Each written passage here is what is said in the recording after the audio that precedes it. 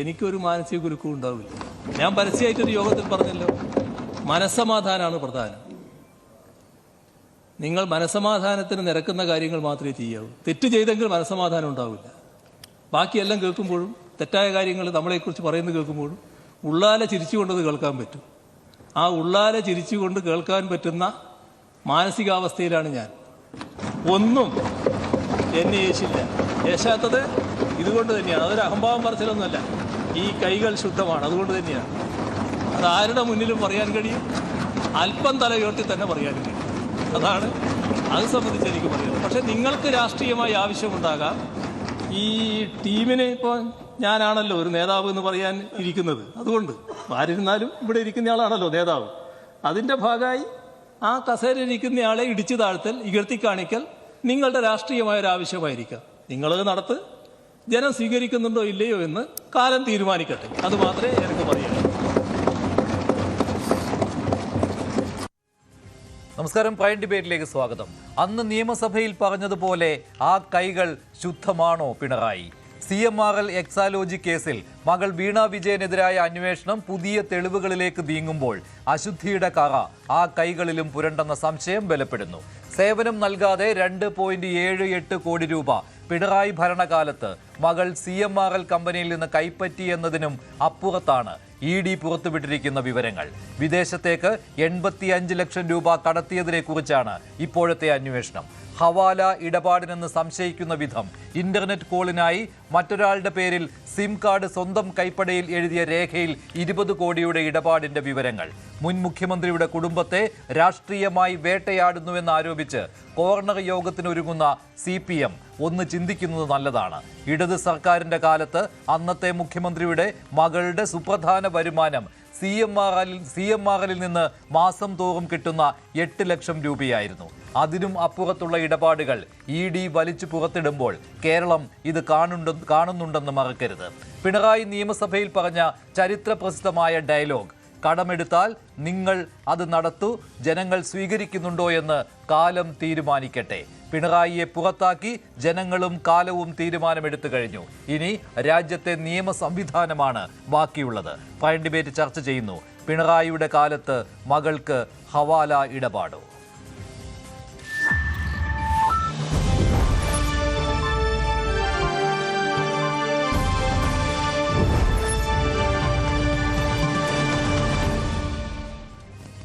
നിർണായക വിവരങ്ങളാണ് CMRL എക്സാലോജി കേസിൽ ഇന്നലെ ED വാർത്താക്കുറിപ്പിലൂടെ പുറത്തുവിട്ടത്. ഇതിൽ ഹവാല ഇടപാടിന്റെ സംശയവും ബലപ്പെടുന്ന രീതിയിലുള്ള തെളിവുകൾ കിട്ടിയിട്ടുണ്ടെന്ന് ED വ്യക്തമാക്കുകയാണ്. വളരെ സുപ്രധാനമായ രേഖകൾ പിടിച്ചെടുത്തതിൽ നിന്ന് സ്വന്തം കൈപ്പടയിൽ വീണ വിജയൻ എഴുതിയ ഡയറിയിൽ നിന്ന് കിട്ടിയ വിവരങ്ങളും ഉൾപ്പെടുകയാണ്. അതിൽ 85 ലക്ഷം രൂപ ദുബായിലേക്ക് കടത്തിയതിന്റെ തെളിവുകളും EDക്ക് കിട്ടിയിരിക്കുകയാണ്. 20 കോടി രൂപയുടെ മറ്റ് രേഖകളും കണ്ടെടുക്കുകയുണ്ടായി. ഇതനുസരിച്ചാണ് ഇപ്പോഴത്തെ അന്വേഷണം മുന്നോട്ട് പോകുന്നത്. ഹവാല ഇടപാടാണ് ഇപ്പോൾ ED സംശയിക്കുന്നത്. കൂടുതൽ ചോദ്യം ചെയ്യലുകളും വൈകാതെ ഉണ്ടാകുവാനുള്ള സാധ്യത കൂടുകയാണ്. ഹവാല ഇടപാടിൽ വീണ വിജയൻ പങ്കാളിയോ? CMRL എക്സാലോജി കേസ് പുതിയ വഴിത്തിരിവിലേക്ക് കടക്കുകയാണോ? ശ്രീ ശ്രീജിത് പണിക്കർ, ശ്രീ സലീം മടവൂർ, ശ്രീ സിബി സത്യൻ എന്നിവർ ചേരുകയാണ്. ശ്രീ ശ്രീജിത് പണിക്കർ, കഴിഞ്ഞ ദിവസം നമ്മൾ ഈ വിഷയം ചർച്ച ചെയ്തതാണ്. അന്ന് EDയുടെ ഔദ്യോഗികമായ സ്ഥിരീകരണം ഉണ്ടായിരുന്നില്ല. ഇപ്പോഴും CPM പറയുന്നത് വേട്ടയാടൽ നടക്കുന്നു എന്നാണ്. പക്ഷെ അങ്ങനെ പറഞ്ഞ് ഇതിനെ പ്രതിരോധിക്കുവാൻ കഴിയുമോ? ഹവാല ഇടപാട് പോലും ED സംശയിക്കുന്നുണ്ട്. അത് മാത്രമല്ല 85 ലക്ഷം രൂപ ദുബായിലേക്ക് കടത്തിയതിന്റെ വിവരങ്ങളും EDക്ക് കിട്ടിയിട്ടുണ്ട് എന്ന് ഔദ്യോഗികമായി തന്നെ അന്വേഷണ ഏജൻസി അറിയിക്കുകയാണല്ലോ. ശ്രീ മഞ്ജുഷ്, ഈ ഒരു വിഷയത്തിൽ പല കാരണങ്ങളാൽ EDയെ എതിർക്കുകയും പിണറായി വിജയന്റെ കുടുംബത്തിനെ പിന്തുണയ്ക്കുകയും ചെയ്തിരിക്കുന്ന നിരവധി ആൾക്കാരുണ്ട്. എനിക്ക് തോന്നുന്നു ഈ ചർച്ചയിൽ മറ്റ് പങ്കെടുക്കുന്ന ആൾക്കാരെല്ലാവരും തന്നെ ഏകദേശം അതേ സ്വഭാവത്തിലുള്ള ആൾക്കാരാണെന്നാണ് ഞാൻ കരുതുന്നത്. EDക്ക് രാഷ്ട്രീയമായ കാരണങ്ങളുണ്ട്, അതുണ്ട്, ഇതുണ്ട് എന്നൊക്കെ തന്നെയാണ് ആൾക്കാരെല്ലാവരും പറയുക. അപ്പോൾ ലോജിക്ക് എന്താണ്, ഈ കേസിന്റെ മെറിറ്റ് എന്താണ് എന്നതിനെക്കുറിച്ച് ഒരു തരത്തിലുള്ള പരിഗണനയും നൽകാതെ പകരം അത് രാഷ്ട്രീയമായിട്ട് മാത്രമാണ് ഒരു കേന്ദ്ര അന്വേഷണ ഏജൻസിയെ കേന്ദ്ര സർക്കാർ ഉപയോഗിക്കുന്നത് എന്നുള്ള ഒരു സ്ഥിരം നറേറ്റീവാണ് ഇവിടെ ഉപയോഗിച്ചുകൊണ്ടിരുന്നത്.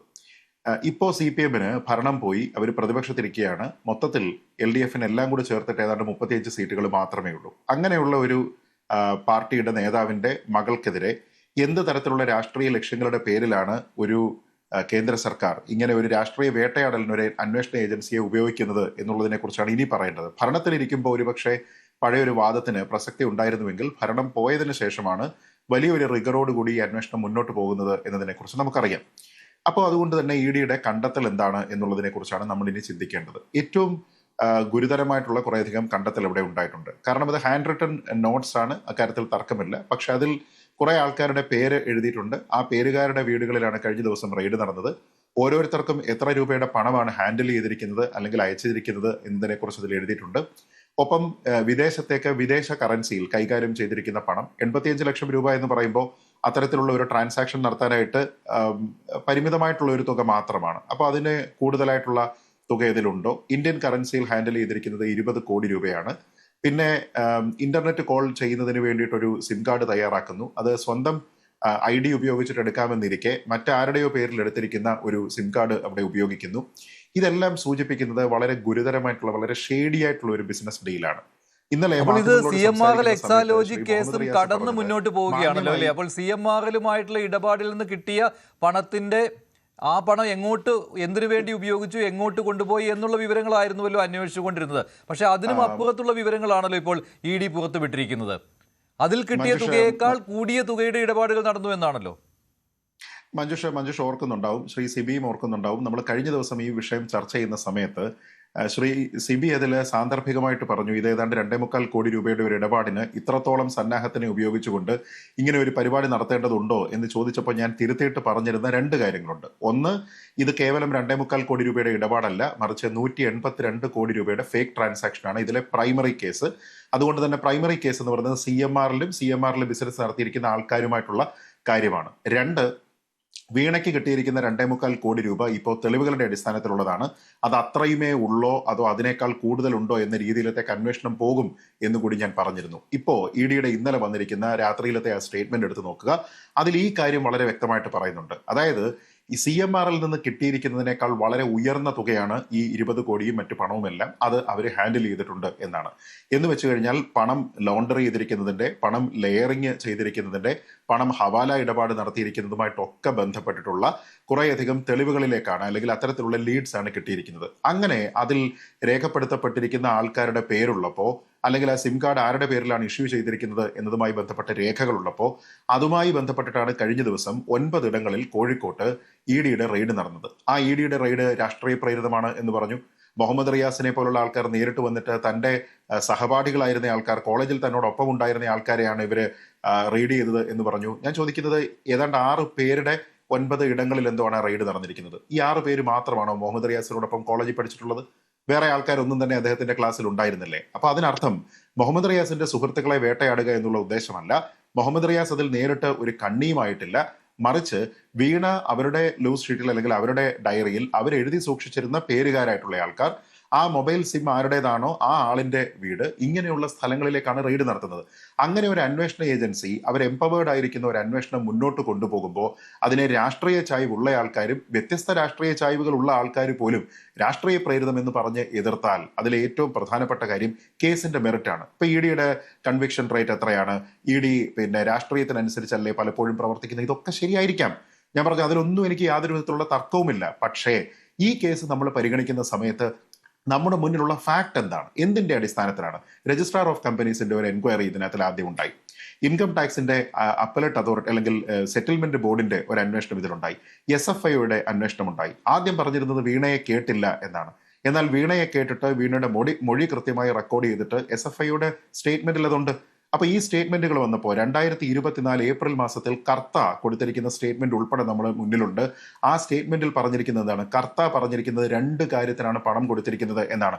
വളരെ എവിഡന്റ് ആയിട്ടാണ് കർത്ത അതിൽ പറഞ്ഞിരിക്കുന്നത്. അതിൽ ഒന്ന്, വിത്തൗട്ട് സർവീസ് ആണ് പണം കൊടുത്തിരിക്കുന്നത്. സ്റ്റേറ്റ്മെന്റ് നമ്മൾ കണ്ടതാണ്. രണ്ടാമത് പറഞ്ഞിരിക്കുന്നത് എന്തുകൊണ്ടാണ് ഈ പണം കൊടുത്തിരിക്കുന്നത്? Considering the personal relationship with Kerala CM Pinarayi Vijayan എന്നാണ്. എന്ന് വെച്ചാൽ അത് CMRLന്റെ തലപ്പത്തുള്ള ആൾ തന്നെ ഈ 2 ആരോപണങ്ങൾ അഡ്മിറ്റ് ചെയ്തു. എന്നിട്ട് വീണ പറയുന്ന സമയത്തോ ഞാൻ സേവനം കൊടുത്തിട്ടുണ്ട് പക്ഷെ കാണിക്കാൻ തെളിവില്ല എന്ന്. ഒരു IT സേവനം കൊടുത്തതിന് ഒരു തരത്തിലുള്ള തെളിവുമില്ല എങ്കിൽ അതിന് ഒരേ ഒരു അർത്ഥമേ ഉള്ളൂ, സേവനം കൊടുത്തിട്ടില്ല. അപ്പോൾ ആദ്യം മുതൽ തന്നെ പറഞ്ഞിരുന്ന ഈ കാര്യം, ഇതിനെ ഡിഫെൻഡ് ചെയ്യാനായിട്ട് CPM-ന്റെ ആൾക്കാർ എന്തൊക്കെയാ പറഞ്ഞ, ടാലിയും MS ഓഫീസും ഒക്കെ ആയിരുന്നു ഈ സർവീസസ് എന്ന രീതിയിലത്തെ അപഹാസ്യമായിട്ടുള്ള കാര്യങ്ങൾ വരെ പറഞ്ഞു. അപ്പോൾ ഇതിലെ ഏറ്റവും ബേസ് ആയിട്ടുള്ള ഒരു കാര്യം ഇന്നലെ ശ്രീ മുഹമ്മദ് റിയാസ് പറഞ്ഞത് തന്നെയാണ്. അദ്ദേഹം പറഞ്ഞത് എന്താണ്, ഇതിൽ മാന്യമായി ബിസിനസ് നടത്തുന്ന ആൾക്കാരെ ആക്രമിക്കരുത്. ശരി, മാന്യമായി നിങ്ങൾ ബിസിനസ് നടത്തുന്നുണ്ടെങ്കിൽ അതിനകത്ത് ഹവാലയും ലോണ്ടറിങ്ങും ലെയറിങ്ങും ഉണ്ടാവില്ല. അപ്പൊ മാന്യമല്ലാത്ത എന്തോ ബിസിനസിനെ പറ്റിയാണ് അന്വേഷിക്കുന്നത്. ശരി, അതേക്കുറിച്ചുള്ള അന്വേഷണമാണ് നടക്കുന്നത്. ശ്രീ സലീം മടവൂർ, ഇനിയും രാഷ്ട്രീയ പ്രേരിതമെന്ന് പറയരുതേ. കാരണം ആരെ രാഷ്ട്രീയപരമായി ആക്രമിക്കുന്നതിന് വേണ്ടിയാണ് ഈ അന്വേഷണ ഏജൻസി ഇപ്പോൾ ശ്രമം നടത്തുന്നത് എന്നതിന് നിങ്ങൾക്ക് മറുപടി പറയേണ്ടി വരും. പ്രതിപക്ഷ നേതാവ്, സംസ്ഥാനത്തിലെ പ്രതിപക്ഷ നേതാവിനെതിരെ എന്ത് രാഷ്ട്രീയ ആക്രമണമാണ് ഇപ്പോൾ കേന്ദ്രം ഭരിക്കുന്ന പാർട്ടിക്കും കേന്ദ്ര സർക്കാരിനും ഇപ്പോൾ നടത്തേണ്ടി വരിക? അങ്ങനെ ഒരു ചോദ്യമുണ്ട്. പക്ഷേ ഇവിടെ ഈ കേസുണ്ടല്ലോ, ഇതിൻ്റെ മെറിറ്റിലേക്ക് പോവുകയാണെങ്കിൽ സേവനം നൽകാതെ 2.78 കോടി രൂപ കൈപ്പറ്റി എന്നതിനും അപ്പുറത്ത് ഹവാല ഇടപാടിൻ്റെ വിവരങ്ങൾ പോലും എൻഫോഴ്സ്മെന്റ് ഡയറക്ടറേറ്റിന് കിട്ടിയിരിക്കുകയാണ്. അന്വേഷണം നടത്താതെ പറ്റില്ലല്ലോ. അപ്പോഴാണ് അവിടെ കോർണർ യോഗങ്ങൾ ചേർന്ന് ED-ക്കെതിരെ രാഷ്ട്രീയ വിശദീകരണം നടത്താൻ പോകുന്നത് CPM. അപഹാസ്യമാവുകയുള്ളൂ. ഈ കൈകൾ ശുദ്ധമാണ് എന്ന് മുഖ്യമന്ത്രിയായെന്ന സമയത്ത് നിയമസഭയിൽ കൈ രണ്ടും ഇങ്ങനെ പിടിച്ചുകൊണ്ട് അന്ന് പിണറായി വിജയൻ പറഞ്ഞതാണ്. പക്ഷെ അശുദ്ധമാണെന്ന് കേരള സമൂഹം സംശയിക്കുന്നുണ്ട് ഇപ്പോൾ. അന്ന് അദ്ദേഹത്തിൻ്റെ വാക്കുണ്ടായിരുന്നു, കേരളത്തിലെ ജനങ്ങൾ വിശ്വസിക്കും, കാലം തെളിയിക്കുമെന്ന്. കാലം തെളിയിച്ചു, കേരളത്തിലെ ജനങ്ങൾ അത് വിശ്വസിക്കുന്നില്ല എന്ന് പിണറായിയുടെ വാക്കുകൾ. ഇനിയിപ്പോൾ ഇന്ത്യയിലെ നിയമ സംവിധാനമാണ് ബാക്കിയുള്ളത്. നിയമ സംവിധാനം അതിന്റെ വഴിക്ക് പോകട്ടെന്നേ. മഞ്ജുഷേ, ഇത് എത്ര കാലമായി തെരച്ചിൽ തുടങ്ങിയിട്ട് ആണുള്ളത്. അത് കൊണ്ടുപോയി എന്ന് പറഞ്ഞു, അത് കടത്തി കൊണ്ടുപോയി എന്ന് പറഞ്ഞു. ബിരിയാണി ചെമ്പുമില്ല, സ്വർണ്ണവുമില്ല, അങ്ങനെ ഒന്നുമില്ല. അവസാനം അന്വേഷിച്ച് നോക്കുന്ന സമയത്ത് എത്ര ഏജൻസികൾ എത്ര കാലമായി. എന്നാൽ പ്രതികളെ പിടികൂടണ്ടേ? ഇത്ര കാലം കേരളത്തിലൂടെ ചുറ്റിക്കറങ്ങിയിട്ടും ഒരാൾ പോലും ബിരിയാണി അറസ്റ്റ് ചെയ്യാനോ കേസ് കുറ്റപത്രം കൊടുക്കാനോ ഒന്നും സാധിക്കാതെ ആളുകളുടെ കണ്ണിൽ പൊടിയിട്ടുകൊണ്ട് എന്തൊക്കെയാണ് നടക്കുന്നത്? ഇപ്പോൾ അന്വേഷണം പറയാണ്, അന്വേഷിക്കാണ്. ഇത് പഠിക്കാനുള്ള സംവിധാനം ഗവൺമെന്റിന്റെ കയ്യിലില്ലേ? കേരളത്തിലെ കേന്ദ്ര ഗവൺമെന്റിന്റെ എൻഫോഴ്സ്മെന്റ് ഡയറക്ടറേറ്റ് സർവ്വ സന്നാഹത്തോടുകൂടി കേരളത്തിൽ വന്നിട്ടുണ്ട്. ഇത് പിടിക്കാനുള്ള സംവിധാനമില്ലേ? പിന്നെന്താണ് ഈ സംവിധാനത്തിന്റെ പ്രാധാന്യം? ഇപ്പോഴും പറയുന്നത് ഞങ്ങള് അന്വേഷണം നടത്തുന്നു എന്ന് പറയുന്നു. അപ്പൊ ഇന്നലെ കൊടുത്തിരിക്കുന്ന മറുപടിയിൽ പറയുന്നത് 90 ലക്ഷത്തിനെങ്ങാണ്ട് ഹവാല, 55 ലക്ഷത്തിന് ഹവാല. ഈ പല രാഷ്ട്രീയ നേതാക്കൾ, അല്ലെങ്കിൽ നിങ്ങൾ ലീഗിന്റെ ഒക്കെ നേതാക്കൾ, ഇപ്പൊ KT ജോസഫിന്റെ വാക്ക് കടമെടുത്ത് പറയാം, ലീഗിന്റെ ഒക്കെ പല നേതാക്കളുടെയും വീടുകളിൽ ഇതുപോലെ റെയ്ഡ് നടത്തിയാൽ എത്ര കോടികളുടെ ഹവാല കിട്ടും? അപ്പൊ അതൊന്നും അന്വേഷിക്കേണ്ട, ഹവാലയാണ് പ്രശ്നം. ഇനി അതും വേണ്ട. കഴിഞ്ഞ ദിവസം PC ജോസഫ് വെളിപ്പെടുത്തൽ നടത്തിയിരുന്നു. 4.5 കോടി രൂപ ആ മണ്ഡലത്തിൽ തെരഞ്ഞെടുപ്പിൽ ചെലവഴിച്ചു. ആ 4.5 കോടി രൂപ എവിടെ പോയി? അതിനെക്കുറിച്ച് എന്താ അന്വേഷണമല്ലേ? അത് എവിടെ നിന്നാ വന്നത്? 4.5 കോടി അവിടെ 4.5 കൊടുത്തിട്ടുണ്ടെങ്കിൽ കഴക്കൂട്ടത്തും കൊടുത്തിട്ടുണ്ടാവുമല്ലോ. അങ്ങനെയാണെങ്കിൽ നമ്മുടെ എല്ലാം അന്വേഷിക്കട്ടെ, അതെല്ലാം അന്വേഷണ പരിധിയിൽ വരട്ടെ. ഇവിടെ ഈ കേസിന്റെ മെറിറ്റ് എടുത്തു കഴിഞ്ഞാൽ വീണ വിജയൻ താമസിച്ചിരുന്ന വീട്ടിൽ നടത്തിയ റെയ്ഡിലാണ് ED രേഖകൾ പിടിച്ചെടുത്തത്. ആ രേഖയിലാണ് ഈ 20 കോടി രൂപയുടെ 85 ലക്ഷം ദുബായിലേക്ക് കടത്തിയതിന്റെ വിവരങ്ങളാണ്. അതല്ലാതെ 20 കോടി രൂപയുടെ ട്രാൻസാക്ഷൻ നടത്തിയതിന്റെ വിവരമുണ്ട്. വീണ വിജയന്റെ കമ്പനിക്ക് ആകെ പ്രോഫിറ്റ് കിട്ടിയത് ഈ CMRL കമ്പനിയുമായുള്ള ഇടപാടിലായിരുന്നു. 2.78 കോടി രൂപ. അത് വീണ വിജയൻ പേഴ്സണലായിട്ട് 3 ലക്ഷം രൂപ, 5 ലക്ഷം രൂപ ഓരോ മാസവും 3 ലക്ഷം രൂപ എക്സാലോജി കമ്പനിയും ചേർന്ന് കൈപ്പറ്റി. അപ്പോൾ ഇതിനും അപ്പുറത്തേക്കുള്ള ഇടപാട് വീണ വിജയൻ നടത്തിയതിന്റെ അവരുടെ കൈപ്പടയിലുള്ള രേഖകൾ പിടിച്ചെടുക്കുകയാണ് ED ചെയ്തത്. അന്വേഷണം വേണ്ടേ? അല്ല ഇവിടെ ഞാൻ പറയട്ടെ, ഞാൻ ആദ്യം പറഞ്ഞു തീർക്കട്ടെ. 4.5 കോടി രൂപ BJP കേന്ദ്ര നേതൃത്വം എല്ലാ സ്ഥലത്തും വിതരണം ചെയ്ത് 4.5 കോടി രൂപ എല്ലാ A ക്ലാസ് മണ്ഡലങ്ങളിലും വിതരണം ചെയ്തെന്ന് പറഞ്ഞു. അതിനു മുമ്പ് കൊടകരയിൽ ഇതേപോലെ 4.5 കോടി രൂപ കൈയോടെ കേരള പോലീസ് പിടികൂടി തെളിവടക്കം കൊടുത്തു. ഇതൊന്നും ഞാൻ ഹൈക്കോടതി കേസ് കൊടുത്തു, ഒരു ED-യുടെ അന്വേഷണം നടത്തണമെന്ന്. ഈ നിമിഷം വരെ അതൊന്നും അന്വേഷിക്കില്ല. അതേപോലെ ഇപ്പൊ UDF സംഘടനാപരമായിട്ട് തർക്കം വന്ന സമയത്ത് പറയുന്നത് ഓരോ സ്ഥാനാർത്ഥിക്കും 1 കോടി രൂപ വീതം AICC-യിൽ നിന്ന് അല്ലെങ്കിൽ ഒരു നേതാക്കന്മാർ പൈസ കൊടുത്തു. അതുകൊണ്ട് അത് കാരണപ്പെടുന്നു. വലിയ രൂപത്തിലാണ് UDF തെരഞ്ഞെടുപ്പിൽ പൈസ ചെലവഴിച്ചത്. എന്തുകൊണ്ട് അതിനെക്കുറിച്ച് തന്നെ ഈ പണത്തിന്റെ സോഴ്സ്, ഇതെന്ത് പണമാണ്, എവിടുന്നാണ് വരുന്നത്? അന്വേഷിക്കട്ടെ. ഈ പണത്തിന്റെ സ്രോതസ് അഴിമതി ഉണ്ടാക്കിയതാണോ? കർണാടകയിൽ കറപ്ഷനിലൂടെ ജനറേറ്റ് ചെയ്ത പൈസയാണോ കേരളത്തിലേക്ക് വരും? അന്വേഷിക്കട്ടെ. കറപ്ഷനിലൂടെ ജനറേറ്റ് ചെയ്ത, ഒരു ക്രൈമിലൂടെ ജനറേറ്റ് ചെയ്ത പണമാണ്. അപ്പൊ ഇന്ത്യക്ക് അപ്പത്തിൽ അന്വേഷിക്കാം. അപ്പൊ പറയാണ് ക്രൈം കാണാൻ കഴിഞ്ഞിട്ടില്ല. ക്രൈം കണ്ടെത്തുന്നില്ലാണ്. ഇപ്പോൾ 1000 ക്രൈമായിട്ട് കണക്കാക്കിയിട്ട് മോഷണ കേസ് പോലും അതിനോട് ബന്ധിപ്പിച്ചുകൊണ്ട് കേസെടുത്ത പ്രതിപക്ഷത്തിനെതിരെ. എന്നാൽ ബിജെപിക്കെതിരെ അതിനുള്ള അന്വേഷണം ഇപ്പൊ കേരളത്തെ സംബന്ധിച്ചിടത്തോളം കോൺഗ്രസ് ഇവർ സംരക്ഷിക്കുകയാണ് കോൺഗ്രസിനെ. മറ്റു സംസ്ഥാനങ്ങളിൽ പോകുമ്പോൾ കോൺഗ്രസിനെതിരെയാണ്. അപ്പൊ ഇവിടെ വന്ന സമയത്ത് സ്വാഭാവികമായി ഇടതുപക്ഷത്തിലെ വെറുപ്പിന്റെ രാഷ്ട്രീയ വെറുപ്പിന്റെ കാരണം ഇവിടെ ഗവർണർ താങ്കൾ ഈ കേസിന്റെ മെറിറ്റിനെ വിലകുറിച്ച് കാണുകയാണ് കേട്ടോ. അന്ന് മുഖ്യമന്ത്രിയായിരുന്ന പിണറായി വിജയന്റെ മകളുടെ ഇടപാടുകളാണ് അന്വേഷിക്കുന്നത്. അതിൽ തെളിവുകൾ കണ്ടെത്തുകയാണല്ലോ. ആ തെളിവുകൾ കണ്ടെത്തുമ്പോൾ ഇതിൽ മറ്റ് കാര്യങ്ങളൊന്നും അന്വേഷിക്കുന്നില്ല, ഇത് മാത്രം അന്വേഷിക്കുന്നു എന്നത് അതൊരു വളരെ ലഘുവായിട്ടുള്ള ഒരു ന്യായീകരണമാണ്. നിങ്ങൾ മാധ്യമങ്ങൾ ഡോക്ടർ പരിശോധിക്കുമ്പോൾ എല്ലാവരും കാത്തുന്നു. എല്ലാവരും വിചാരിച്ചു അതിനകത്ത് ആ ചട്ടിയിൽ ബിരിയാണി ചെപ്പ് കൊണ്ട് സ്വർണ്ണമൊക്കെ ബാങ്കിന്റെ ലോക്കറിൽ ഇപ്പൊ പുറത്തു വരുന്ന എല്ലാവരും ലൈവ് ക്യാമറയായിട്ട് എല്ലാവരും നോക്കുമ്പോൾ ഒന്നുമില്ല. മല എരിയ പ്രസവിച്ച് നോക്കുമ്പോൾ ഒന്നുമില്ല. അതവിടെ കഴിഞ്ഞു. അപ്പൊ എന്തുകൊണ്ട് ഇനി അറസ്റ്റ് കാര്യങ്ങൾ ചെയ്യുന്നില്ല? ഈടിക്ക് എന്തുകൊണ്ട് അറസ്റ്റ് ചെയ്യാൻ കഴിയുന്നതാണ്? ആ രൂപത്തിൽ ഗൗരവമായി തെളിവില്ല. ഒരു കേസ് ശൂന്യതയിൽ നിന്ന് ഉണ്ടാക്കി ഇടതുപക്ഷത്തിന് കഴിവില്ല. ഇടതുപക്ഷത്തിന് ചോദ്യത്തിന് അവസാനത്തെ ഒരാളുള്ളപ്പോൾ ഇപ്പൊ ഞാൻ പറയട്ടെ, ഇപ്പൊ നമ്മുടെ ചീഫ് സെക്രട്ടറി ഗവർണർ കഴിഞ്ഞ ദിവസം നാളെ വിളിച്ചെടുത്തു. ഇപ്പൊ നമ്മുടെ പോലീസ് ചീഫിനെ വിളിച്ചുകൊണ്ടുപോകും. അപ്പോൾ ഇവർ ഇടതുപക്ഷമായി വിളിച്ചതെങ്കിൽ ഒരു വിശദീകരണം ഇതിലേക്ക് ഉദ്യോഗസ്ഥർ, കാരണം സംസ്ഥാന ഗവൺമെന്റിന്റെ അനുമതിയുടെ സതീശന് അനുമതി കൊടുക്കാൻ എനിക്കറിയില്ല. അനുമതി ഇല്ലാതെ പോയതെങ്കിൽ അവർക്ക് വിശദീകരണം കൂടെ ചോദിച്ചിട്ടേക്ക് മേലിൽ പോകാൻ പാടില്ല. മത്സരമായിട്ട് പോയതെന്ന് നടന്നു. കാരണം ചീഫ് സെക്രട്ടറി പോയ സമയത്ത് പരാതികൾ വരുന്നതാണ്. വീണ്ടും ഈ ഡി ജി പി പോയാണ്. ഇത് പോകുന്ന ഡി ജി പിക്ക് നടപടി വേണ്ടേ? ഒന്നും ചെയ്യുന്നില്ല. അപ്പൊ ഇവരെ സംബന്ധിച്ചിടത്തോളം ഇതിനകത്ത് ഇടതുപക്ഷമായിരുന്നു ഭരിച്ചിരുന്നതെങ്കിൽ നമുക്കറിയാം, ഭാരതാംബയുടെ ചിത്രം വെച്ച സമയത്ത് അന്നത്തെ വിദ്യാഭ്യാസ മന്ത്രി ശിവൻകുട്ടി മിനിസ്റ്റർ അവിടുന്ന് ഇറങ്ങിപ്പോന്നു. ഗവർണറുടെ ചടങ്ങിൽ നിന്ന് ഇറങ്ങിപ്പോന്നു. ഗവർണർക്കെതിരെ നമ്മൾ സുപ്രീം കോടതിയിൽ, ഹൈക്കോടതിയിൽ, സുപ്രീം കോടതിയിൽ കേസ് വൈസ് ചാൻസലർമാരുടെ കാര്യത്തിൽ ഇപ്പൊ എന്താണ് ഒന്നാണ് ബിജെപിയെ സംബന്ധിച്ചിടത്തോളം ശബ്ദത്തിൽ ചില പ്രശ്നമുണ്ട്, ഒന്ന് ശരിയാക്കാം.